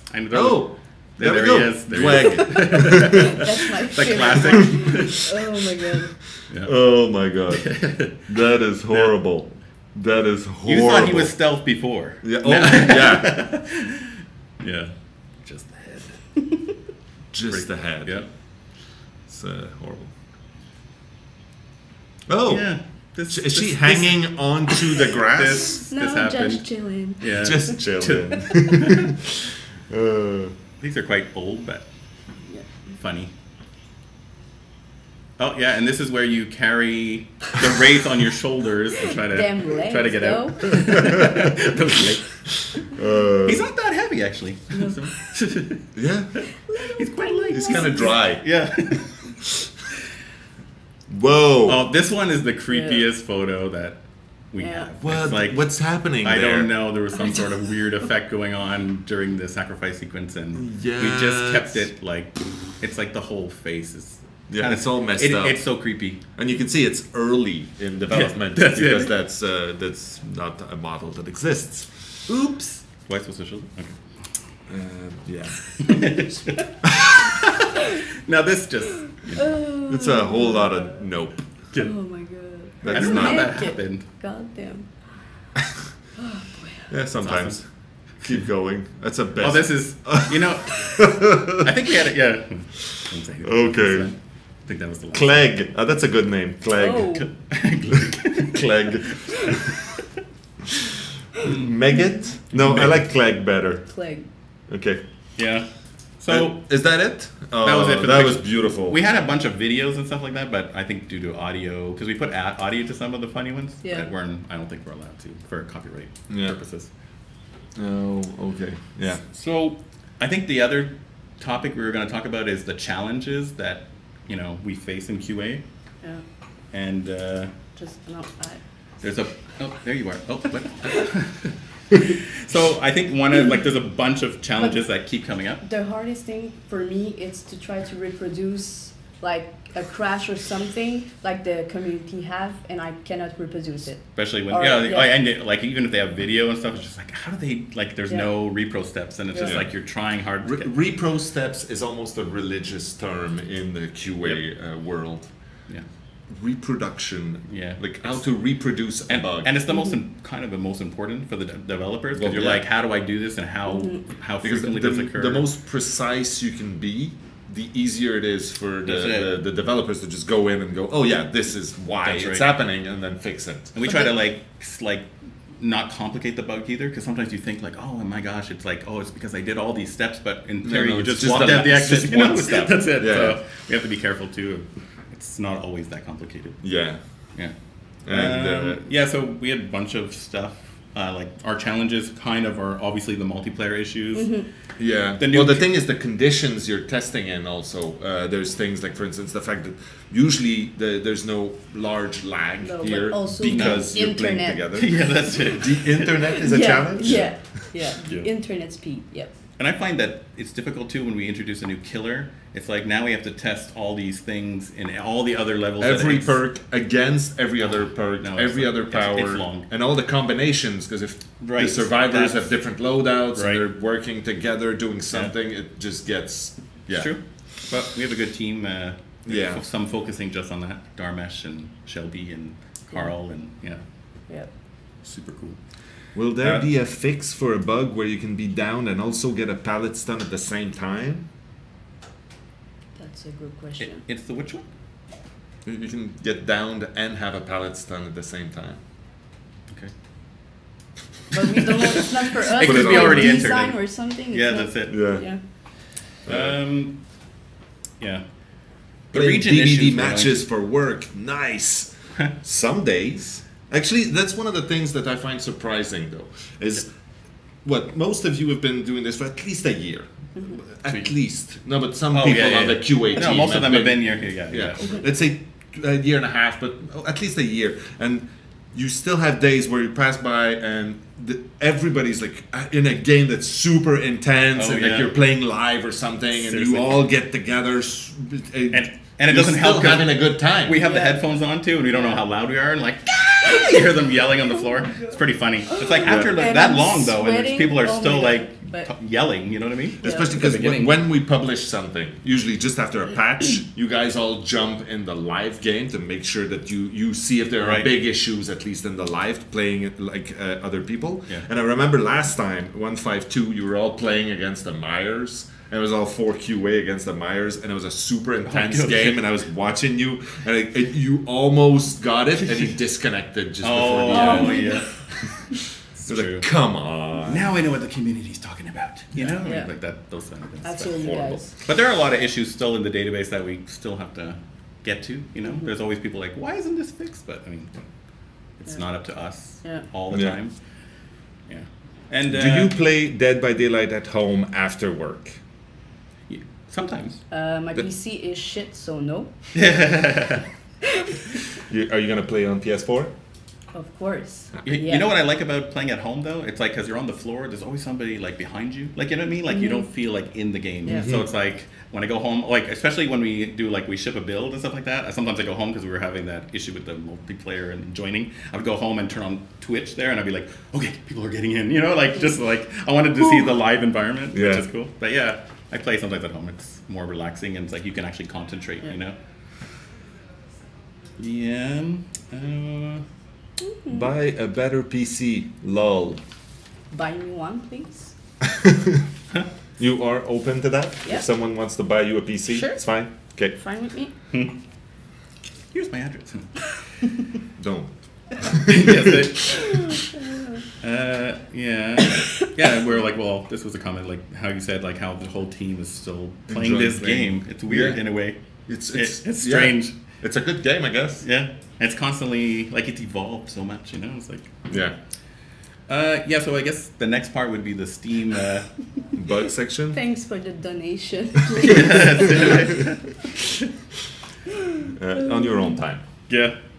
Yeah, so we're talking about the Steam bug section, so we really do need more info sometimes. Like if you just say the game's broken, like we don't know what to do with that. Like I know it's broken, I mean, but if you about 70%, I think, of all entered issues in Steam, in the Steam bug, like we don't know, like there's not enough steps for us to reproduce. Yeah. So we'll try it on our side, but a lot of the times we're like, there's not enough info. So it's like, and I assume, because I like to give people the best of intentions, I assume that anybody who posts in those forums is legitimately trying to help and get these issues fixed. And if you really want to do that, what you need to do is to, you know, describe your issue in detail, put as much detail as you can, maybe your setup you're using, the fact that you have a shitty connection, you're using a VPN, whatever, it can all help. Yeah, it's true. And a lot of times you see issues where people are just saying like, oh, I have this issue, it's not working, it doesn't work, and then after it's like, oh, did you check your video card? It's like, because everybody has a different PC setup, and at the end it's like, oh yeah, my PC is like shit, or my card's broken. And that's a bit of the joy of creating the console version that we just done, is the fact that the console, you know exactly the setting, the context it's going to be played on, as opposed to PC where everybody's got a different video card with a piece, like the CPU is slightly different, and I have different drivers for my video cards, but you know, and we don't have all the machines. Oh, we I'm on we Windows test 7 though. It's true, and we don't have all the combinations to test everything. Of course so not. It's like there's no way we can do only so much, and that's why when we do get issues like that, like my Radeon or whatever, their ATI cards are having problems. Like it's kind of good because we'll find out right away. We'll ask somebody like anybody try that, and you know, so we do enter these issues. Daddy Brad, I'm not sure what that is, but I approve. Oh, Daddy Brad. Daddy. I'm a 53-year-old grandmother and love to play DVD with my grown-up children. At my grandson, just not as quick as them. I get killed. Haha. I cannot do a 360 like my son can do. That is absolutely amazing, Sandra. Thank you for sharing that. Somebody asked us, I guess, because we're getting to the end. But I mean, what was the worst bug that we had on Dead by Daylight? Well, that fucking freeze that we couldn't find and couldn't reproduce. Yeah. That was the most painful. Yeah, that's what she said too. But I think the worst one is the save game. It's Remember? still not completely No, I know, fixed. but I mean, it's much better. But yeah, no, I agree. It's a horrible. That was like we were always launching error one. That's it. Yeah. We were like in some panic. They're like, "What's happening? Like, why is this going in?" But I'm and glad and it's freaky because everybody's got their moments sitting in their corner where people come to you and go, "Everything's to shit, fix it." Yeah. And in those moments when we have horrible bugs like that, everybody's around QA going, "How is this happening? Yeah. You tell us what the problem is," and you're like, I don't know. That's true. Yeah, it's horrible. But they're pretty good here. They don't blame us too much. They know we don't really allow anything to get out. We're like, every time it comes like we're shipping soon, it's like almost like, you know, we send a list of the major issues, like you can't ship like this, you know what I mean? Mm-hmm. So like they know, and they do fix most of them. But we have a good gatekeeper.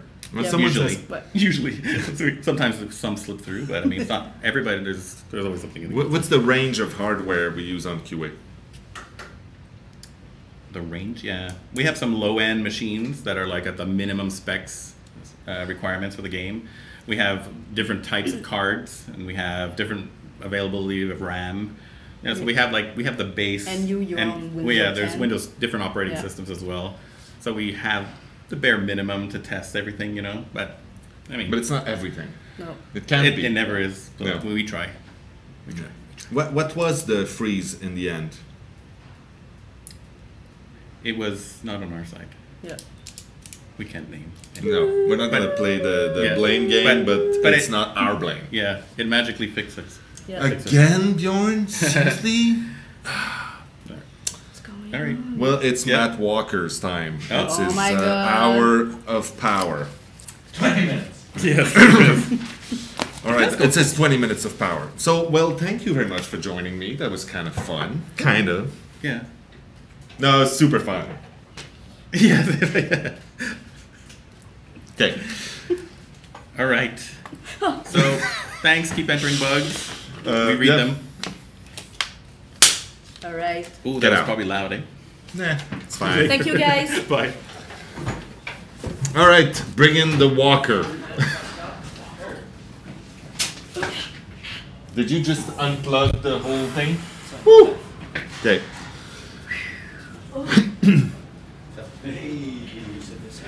Can I have that laptop first? I am fucking Oh, I'm on the. You're on the left. I'm on the far side. We're coming in. Open the gates, Mr. Toothpaste. Not too tired of those guys? Haha, no, I'm just tired. I'm bringing someone. What about it? Bjorn wants it. All right. What Bjorn wants, he gets. Sometimes. He gets it. So, whoa, something happened here. This one is having issues. Oh, there's no internet connection on this baby anymore. Hopefully Who needs that's... internet? Internet? What's internet? I like the internets. He's stuck in the fog. No, you just like right here. Just put right here, like this. Must be Skeletor. Alright. Hey, so, happy birthday, Dead by Daylight. Woohoo! Right? Fucking awesome. All right.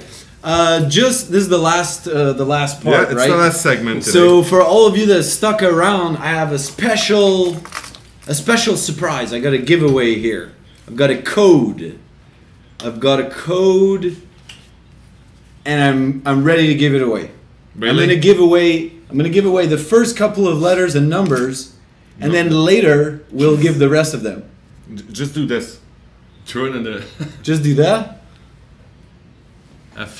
Someone screen capped it right yeah, it now. was and, okay. All right, But so the we'll last give the rest of sequence it. has Yeah, not been given. we'll give the rest of it a little later if you're still around. Hey, where's our name? They're not.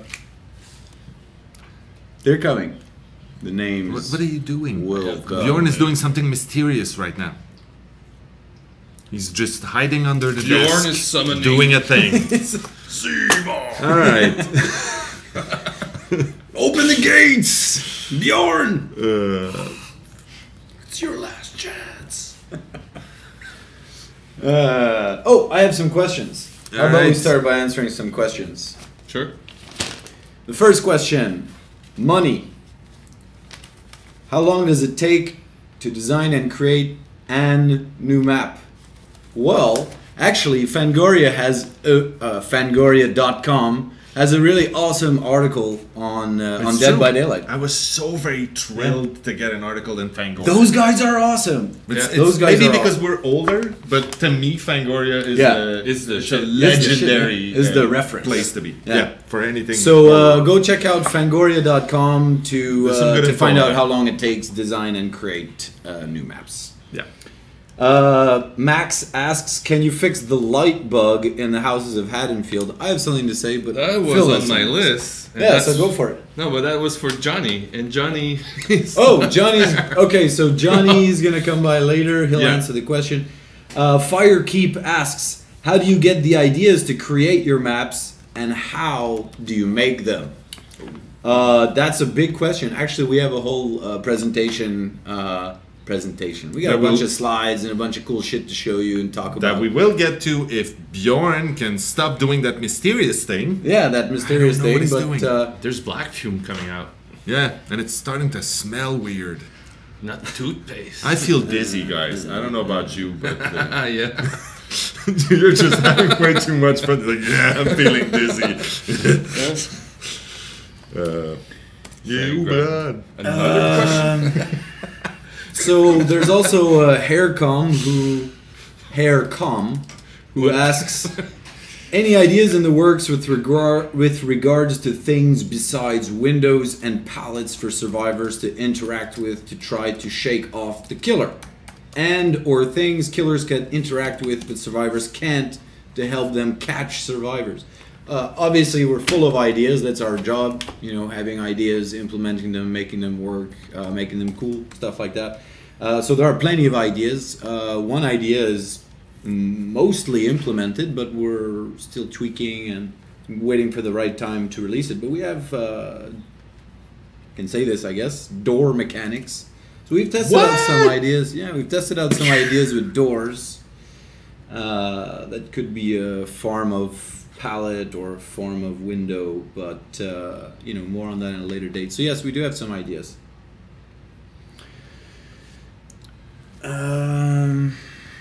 I have a question here. Yeah. From Thang Main. Thang Main. Love all the outfits the survivor have. We'll be able to get more like suits or cool outfits for Ace or Dwight in the future. I don't know. Why'd you look at me? Well, I think we're gonna have some more cool outfits for Ace and Dwight in the future. Well, yeah, for sure. Absolutely. Do we have something to say about it? Nope. Nope. Not today. Not today. Sorry, Fang Ming. Foggy downpour. What is your medium of choice? Do you ever sketch on paper or do you mostly use digital? Digital. Yeah, I know. What programs do you use for digital? On my side, I'm more of a traditional art thing. I love sketching on paper, painting on wall, painting on canvas. Even on bananas and oranges. Bananas and oranges. But I also like to draw on the computer, and on our team we have Mathieu Levert, who's doing a lot of concept art. And he's mainly working on the computer in Photoshop. Yeah. For 3D, we're using Maya. We're using the engine Unreal, as people know about it. But that's the main thing we're using for. For sketching is mainly Photoshop, so we're not sketching in Maya. No. If people want to see your own personal artwork, they can follow you, I guess, on stuff like Flat Bathtub. Flat Bathtub. You do some cool stuff. It's worth checking out. That's my little piece right there. Oh, we have a special guest today. Since I was the recipient of the Tom Selleck Award, we have Tom Selleck in the house. Give it up for Tom Selleck, y'all. There you go. This has been a tradition on the team and other teams previously, where if Tom wants to watch the audience. Oh, seriously, you guys are unbearable. He's in the fog. There you go, Tom. He's in the fog, but he's there. Tom Selleck, represent. There you go. So are we... more questions. Are we going to go to the... Yeah, it's your presentation. Yeah, let's go. Bjorn ready? Let's do it. Yeah. Do the thing. All right. Full screen. Oh, full screen. F5. It is full screen. So there's a little F5. bit of difference in my name in the F5. titles, but it's not... It's alright. F5. Do it again. It's this and then like this. Is that better? So basically, we're here to talk about environments, level design on my side, artwork on Phil's side. So we have a couple of things. So that's it. Mad Walker, Flip. Brought to you by Hexlax. Oh, what's that's doing there? Full. So first, we'll talk about the suburbs and how we built it. So. Generally, the process works that we have an idea or we're given a directive like, oh, we're doing a suburbs map. So I'll be usually the first one to step in and start trying things out, sort of doing a technical prototype. So personally, what I do is, the first kind of couple of words that come to mind, I start to do a lot of research for references and so on, such as this image, which was a kind of the first thing that popped in my head when we said suburbs. I thought, oh, the burbs. It's a little busy though. It's a little busy. It was a little busy too, actually, at the beginning, the suburbs. But so I take a rough idea and then I start to prototype. So, for example, this was the first kind of house of Haddonfield. As you can see, it's actually the farmhouse. But the idea of a technical prototype is to prove that we can actually accomplish the goal. In this case, it was how do we have a street lined with houses and parks and actually make it fit into our system. So to learn the kind of how can we say the limitations of our level design tools, I went in and actually prototyped it right away. So this and this and this, these were like the first houses. You'll notice this is the office and that's the Blood Lodge. So it was a very mean street in the beginning. It was a very mean street. Not a good neighborhood. Yeah. And then I prototyped, I prototyped what a street might look like size-wise. Mostly the metrics are what's really important here. Actually, what you're looking at, which maybe for the first time, is an isolated tile. Ooh. So I don't want to talk too much about tiles right now, but essentially our game is built up, or our levels are built up of a collection of tiles that fit together procedurally. Now, for Haddonfield, it was a bit different because we needed to define houses, which had front yards and backyards, and also the street. So I did a rough prototype and I put it all together, and it actually worked. It ran, and this is a screenshot which I used to show everyone, hey, you know, we can actually do streets and houses and driveways and you know, stuff like that. So once I finish a kind of technical prototype, we get approval and we move forward with modeling and art. Usually it goes pretty quickly at that stage, but here you can see a couple of first passes for the houses of Haddonfield. Also for the different pieces that make up the level, such as these fence pieces. Phil, do you want to talk about how the... Sure. Well, you're in the row, man. You're good. Yeah, that's okay. We got that. So yeah, let's if you go back a bit, like just one. Yeah. So a house like that takes a bit more time to finish and tweak, but we start with a kind of a blocky, but a more defined blocky for the designer to test. So that way we don't have to. We do a lot of work if we're doing. Some windows are too big or too small or whatever, so that way we can test with some more almost precise look that we want. Then from there we're if you go next,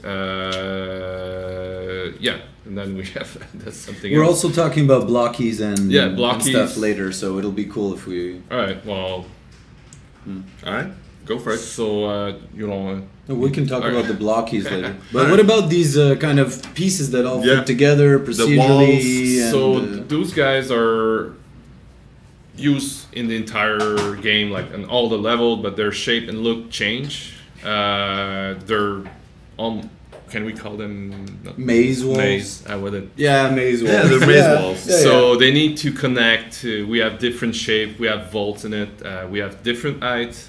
So I think that's one of the blocker that we defined at first, right? Yeah. And the idea was to create a tile set, more or less, that could be swapped, and that every single theme would have a slightly different version. So for instance, when you're in the Cold Wind Farm, there's like the wooden slits that would actually, you know, be a different way to interact with. When you're in the junkyard, it's those like the compressed cars, which have a few holes that you can see through, and they're really thicker. So they all have their sort of special thing. Yeah, so what you're seeing here are the fences, which are basically created in pieces and assembled in the procedural map generation step. Now we have a lot of moving parts in our maps, but Haddonfield was especially difficult. One of the ways that design and art collaborate is that we have to figure out solutions to kind of these problems, which are in a gray zone between art and design. In this case, the driveways were an issue. The curbs. So when there's a driveway, when there's not a driveway, how can we possibly have the same model of street without running into some problems? So anyway, so we look at we bring up schematics and we talk about it. And we try different things. So there are some challenges that that we face and we conquer. So actually, this image is showing a spot where there could be a driveway, but which right now there's no house there, so there's no driveway. Instead, it's just grass on the side of the road. And it's also showing some tests we were doing for the grass, which is not easy. Well, not easy, but we have to be careful with the polygons count and everything. That's another thing. It's one of the challenges. It needs to work on the low end, high end. So we have to choose our battles. Sometimes we have to reduce stuff. Sometimes it looks nice when we're prototyping it on our side, but then it's too costly. It's unmanageable. So we need to cut some Then stuff. Johnny comes in and... Yeah, why isn't he here? He's well, not invited? He's coming. I have to give him the cue. Yeah. Oh, okay. So moving along, Soon. so at some point we actually have the famous concept art that comes in from Mathieu Levert. Yeah, and we have to respect also the license of Yeah, in this case, we had to be to be as close to the license as possible. We had freedom, but at a certain extent. So we had to, especially the Myers house, because it's pretty specific to the look and the in the movie. But the thing is, the front was always shown in the movie, but in the back, it's not really shown. So we had a little bit of freedom. So we were not crazy, but we had a bit more freedom. So the front was way more challenging to make it fit. Yeah, really. fit, and it wasn't always working with how we were doing our stuff usually. Yeah. So so but it was really cool working with that license, though, eh, man? I mean, shit, all the movies and just getting all the references and all right, and then. So we go from a concept, a kind of rough outline of what the models will look like, and the art steps in with the art direction and the concept art and produces. So we had to be beautiful shit. Oh, Johnny. Hello. Please come on in. Do we have room for you? We'll make room. It's very intimate. I won't stay long. Hi. It's fine. Hello, everybody. Okay, you have to sit or else this whole thing is gonna flip. You summoned. Oh, hey, Johnny. Oh, hey. So we're talking. This house is for sale. So we're thinking yeah, buy it. no thanks. No. Can't afford the mortgage. So we wanted to give the broken kind of look to the house, but we had to be careful with that house because it's the Meyer house. So we play with the texture and a bit of the roof and the inside a bit, but we have to be careful too. I think I know why you guys probably summoned me. The complaints about the change of lighting, was it? No. It's just everything about the fact that these guys try to do beautiful things, and then you go in and go, yeah, we can't afford that. Oh yeah, and that's not gonna work. That too. I try to be. I try to compromise as much as I can with everyone. I want it to look beautiful as well, of course. But Johnny's the gatekeeper. Yeah, but since we're in the With suburbs, there was this question from Max. Can you fix the light bulb bug in the house of Annenfield? Okay. So see, I wrote Johnny with a highlight because I could talk, but I want you to talk about it. Okay, I'll explain how this all happened. This is our first time we're actually having to create something that's not just in an exterior environment. Our other levels was there was no buildings, this many buildings that is, that we had to go inside and get a mood. So what we tried to do, as well, you, Matt, you really gave us a run for our money by having to turn off the lights in our homes and then turn them on when the generators were on. So we really... Yeah, actually, that matches well with the concept we saw before of Haddonfield being completely dark, and we wanted to create this contrast of dark light but spaces. Gameplay wise also there was the idea that we needed to tell you that there were generators in the house, because you've been taught from the beginning to hunt generators by seeing the flickering lights, and when you turn them on they're lit. And what we wanted to do was that when you do the generator in the house becomes less safe because it's like you can't hide anymore, you got light everywhere. So our dilemma and a challenge, which we approached, was trying to give it a mood, give it something that makes it look kind of creepy and dark when the lights are off. So what we've done is we have an exterior look for our lighting. We have exposure values and we have ambient occlusion values. So when you walk into a building to get that creepy look in the corners, we had to try and give it a different post process. So what's happening is your eye is adapting when you're walking inside of a building and outside of the building. Yes, people are feeling the transition, the speed of the transition between the ambient occlusion outside and inside. So what we've learned from all of this is we've done the hospital. We've started doing a different approach to how we're lighting interior environments. So what we're doing is something called light functions. We've seen the benefits of this because lights cost a lot on performance. Shadows cost a lot on performance. So what we want to do is return to Haddonfield and make ourselves happy and you all as well. We're going to try and create our light functions, which are basically like light maps. There's a texture that's projected from a light and it casts shadows. The benefit of this is that we're not casting real shadows, and as well low end, people running the game on low end will actually see these shadows. Currently, if you play on low end on certain other maps, the shadows are not present. So things seem a little bit more flatter. which again was the reason why we tried these post-process boxes in the homes to make them darker, more moody. Am I rambling on? No, that's fine. No, Phil's about to collect a coin there. If you just stand up a little bit. There you go. There's also the fact that Wait, let's flip the. Keep talking, but let me just flip. What is this? You got a couple That is of just art a shots. moonshot. Yeah, you got a Okay, couple of but, art shots. Keep talking. Keep talking. Well, I can't talk if you're talking. Shut up, Matt. See, every day. Yeah. So that's is it like the Pan's friend, the crow? This one? Yeah, I think it's his friend. The other thing with the you were talking about the post processing. We changed the engine and then we had some nice stuff, but we had some issue then with the lighting. So I guess. Yeah, that all happened around the same time, December. We had a lot of challenges at that point because, well, we're using global illumination in the game. We updated our engine to 4.13 at the time, and we had to go back and tweak a lot of values that previously were working, but needed a little bit more love. So, yeah. Yeah, and then Phil needs a lot of tweaking again and some love and. Yep. So yeah, those are shots of the map. Yeah. Shots of the map, pretty much. Yeah. Keep going. Don't you have? Oh, hey!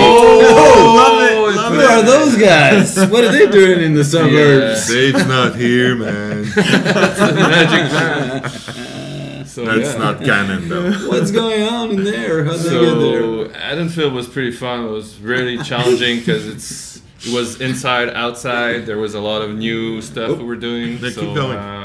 Hospital. Yeah, but we're running out of time. All right. Bjorn is going to kick us out. So All right, seriously. hospital. All right, yeah. So the process for the hospital obviously was pretty much similar. We did some prototyping. Wait. So this is the level that you see in a gray form. So just to test the possibility of creating an indoor structure procedurally. Now it was a big challenge, but we're starting with this kind of gray block and then handing it to the artists. What? You said it. Yeah. So we had to do some tests like for pocket of light, shadows. It was pretty hard because the way we're dealing with the tiles and everything. So okay, well, this is some concept art. Yeah, we keep showing the same thing. Well, yeah, I spoke with Dave about it, but it's fine. It's those are the element concept art from Mathieu Levin. Again, if you want to join in, Mathieu, you're more than welcome. So that was the look of the building, the hospital. From the outside, we were trying some vision of outside of the building. We were thinking of going out, and we focused more on the inside. So this is the can I say shocker room? Yeah, sure. It says it on the bottom. Yeah, shocker room. That's the second level of the shocker room. It's like the observatory. Yeah. They were checking those people down there on the. If you go to the next one, this is the final result. Well, it's the work in progress. Yes, the work in progress. So there's a lot of the glass final around. work in progress. A lot of glass around, not grass. Glass around to check the people down there on the chair. I don't know if there's another picture. Oh, no. Yeah, no. Well, No. I think we're going back on it. So this is another concept from Mathieu. So every map needs a new hook. So this one was made up of all the kind of a hospital tool, some blood sack. That's awesome. So there's a little computer. So next thing you see, it's the one in the game, which is Pan. Pan did it. So Fantastic, man. Pan, if you want to join in, you're welcome. Pan's already gone, man. Pan is gone. He's gone. This is the chair. The chair, the shocker's chair. So that was the concept from Mathieu. Then Pan did the chair, which is pretty inviting. I would watch the star on it. I don't know, but it's really cool. It's Actually, really that's the chair I have on my desk. See, and The monitors. Yeah, the monitors, which we changed the screen. So this, you see the gray box that was used without. We were working on with no texture. Then you see the work in progress one. And then you see a lot of props from that Pascal and Pan, the two artists did. So DJ Bad Blade. DJ Bad Blade, if you want to join in, fantastic. Come on down. So those are all cool assets. We almost all. I don't think we put all of them. If you go to the next one, there was like a operating chair with the light there. We didn't find. Oh. What's up? Oh. What? There's a little spoiler there. We got a little spoiler in there. Really? Look out for that operation table in the future. I don't know. So that was kind of the overview of how we did the hospital. So I want to talk a little bit about how we did the ferry boat and go through the process again. So actually, if you check it out, so we start. Yeah. I start with some reference image that kind of inspires me from what Dave says the lore is about and what the area should be and what we've agreed to try and do as a building. So this was a ferry boat, one of the images that struck me the most. Is there a way to find the generators in the hospital map, like in other maps you? There is actually. Can you say? Yeah, there are blinking signs. Okay. On the exterior of the rooms. There you have it. Yeah. It's it was by choice though that we decided to make generators harder to find in that map though. That's kind of the point. So I started with this reference image for a starting point, and then I did a really rough and quick, dirty version of the ferry boat so that we could test it. And then I gave a few very simple directives to the artists, mostly in terms of metrics, sizes of the space, etc. From there, we actually get some good concept art to give an idea of what it should look like. And well, Phil, you want to talk about how you guys went around? Yeah. Well, I joined the team around that period. Yeah. So I think that's Pan that did that. Yeah, I'm pretty sure it's Pan, and I think Pascal did the shrimp boat. Yeah. Oh, speaking of which, shrimp boat. Oh, hey.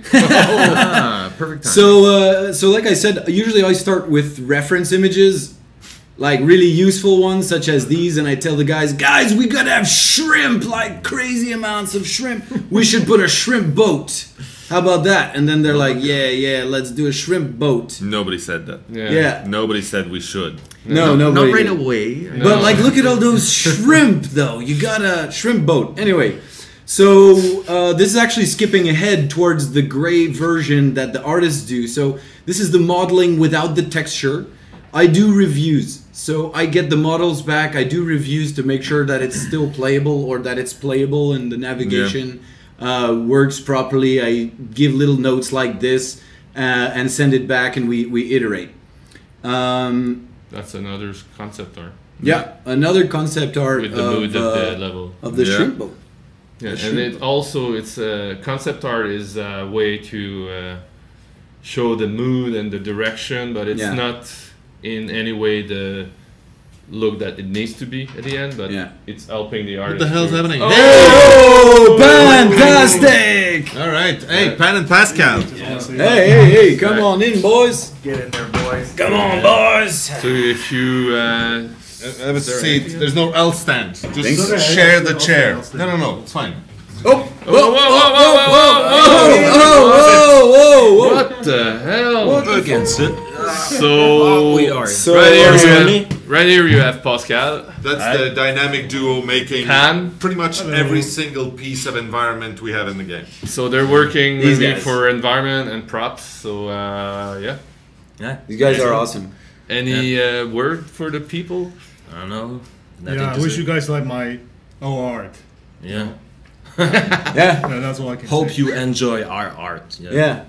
That's a good thing. Yeah, such That's as pretty much it. Such as this one that's on the screen. Yeah, right.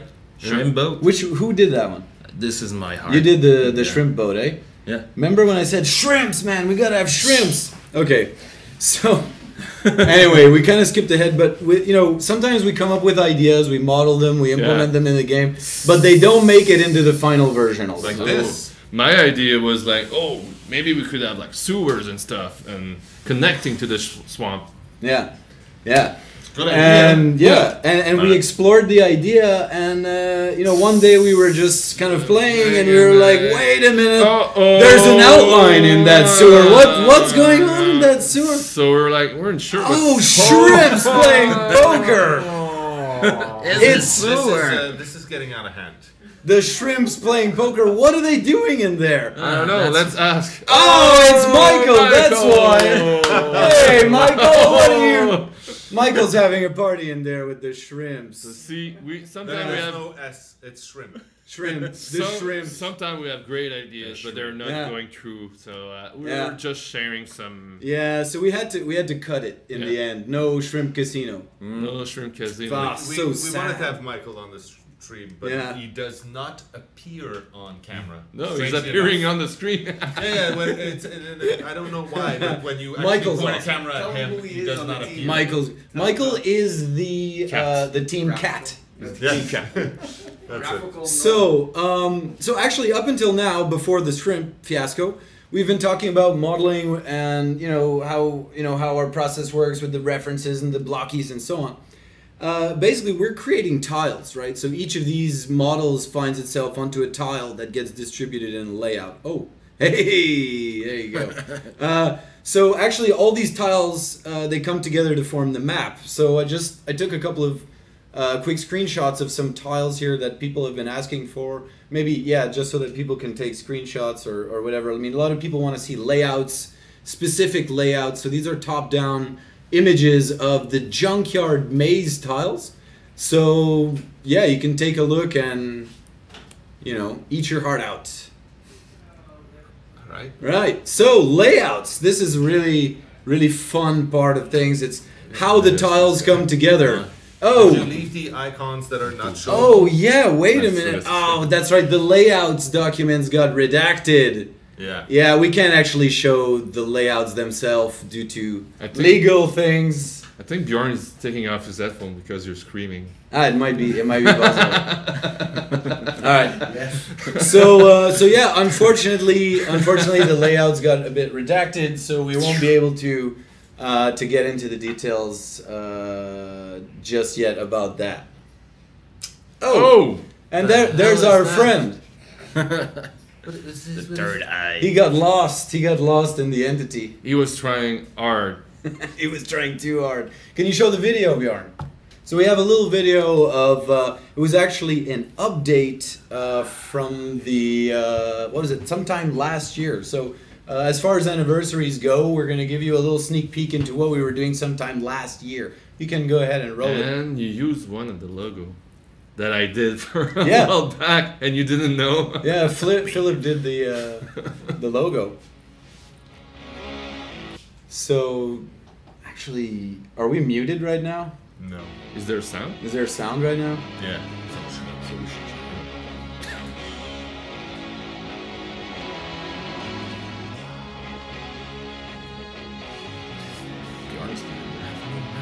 No, this is a sprint review.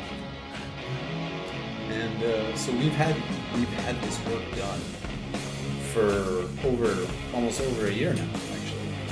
So it's a sneak peek on what you might be seeing in future swamp maps.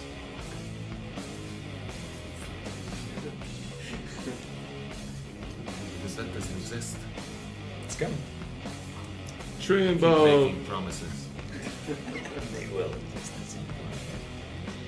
Shaky camera.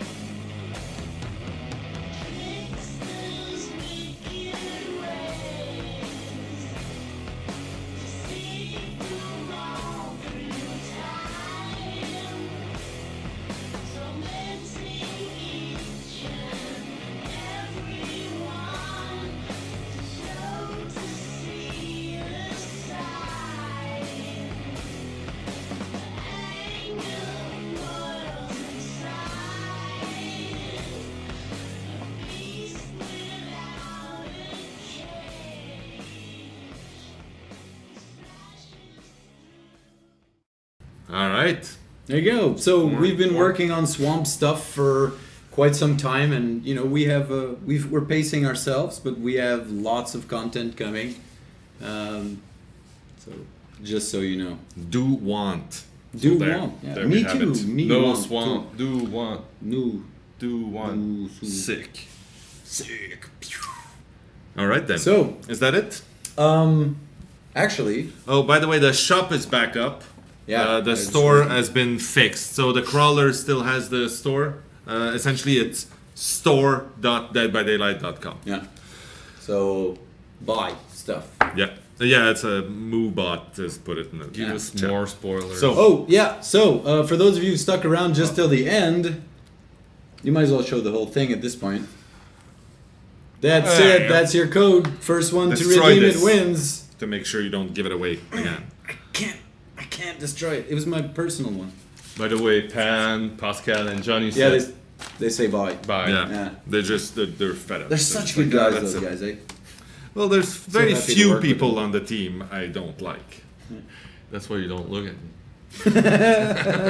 Why don't you look at me anymore? So that's pretty much. I mean, do you have any more questions? Gonna go for some more questions. I over have there, a or? question. We didn't. Let's see Phil's hair. Ha! That's very funny because, well, you've been here for how many years at Behavior? Are we talking about this? No, but- 13.5 years. 13 years? Yeah. You've been here 13 years and nobody's seen you without your hat. So there. That's not going to happen today. There.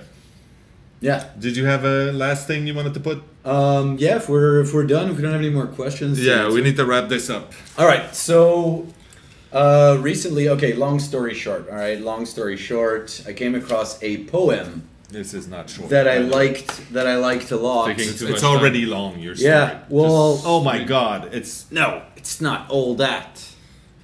Calm down. It's Dead by Daylight's birthday, and I have a poem to recite in honor of waiting at the gates. So, in this last of meeting places, we group together and avoid speech. Gathered on this beach of the tumid river, sightless unless the eyes reappear as the perpetual star multifoliate rose of death's twilight kingdom, the hope only of empty men. By T.S. Eliot. The poem is called The Hollow Men. Well, that's nice. Thank you very much for Cool story, this bro. moment of culture.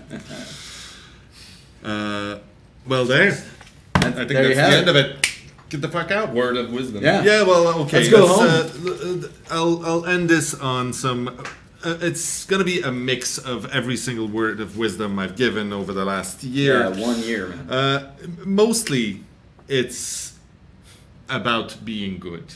Just love is always the right solution. Be constructive. Be a good person. Don't be a dick. If you are passionate about something, try it. Do it. Some people will give you a chance, and if someone's given you an opportunity in life, take a moment to go and thank them. It's absolutely worth it to mention it. And the last thing, call your mom. Just take 5 minutes and go call your mom. I called my mom yesterday. Well done, you. So there. Thank you guys for playing. We're still here. Yeah, We're making game for you. We're still gonna keep making it better and better, and Yeah. we have more stories to tell. So thank you very much for sticking with me through this pretty intense day. We're done. Deal with it. This was quite a blast. Stay tuned. The challenge updates are coming, and the store is up. You can go and buy Dead by Daylight. I'm personally gonna go and buy the Dwight Pizza Dwight shirt as soon as I get out of it. I see you in that shirt. Yeah, And the shirt I did, the red one, the mask. Yeah. Buy them all. What's the name of the guy in the middle?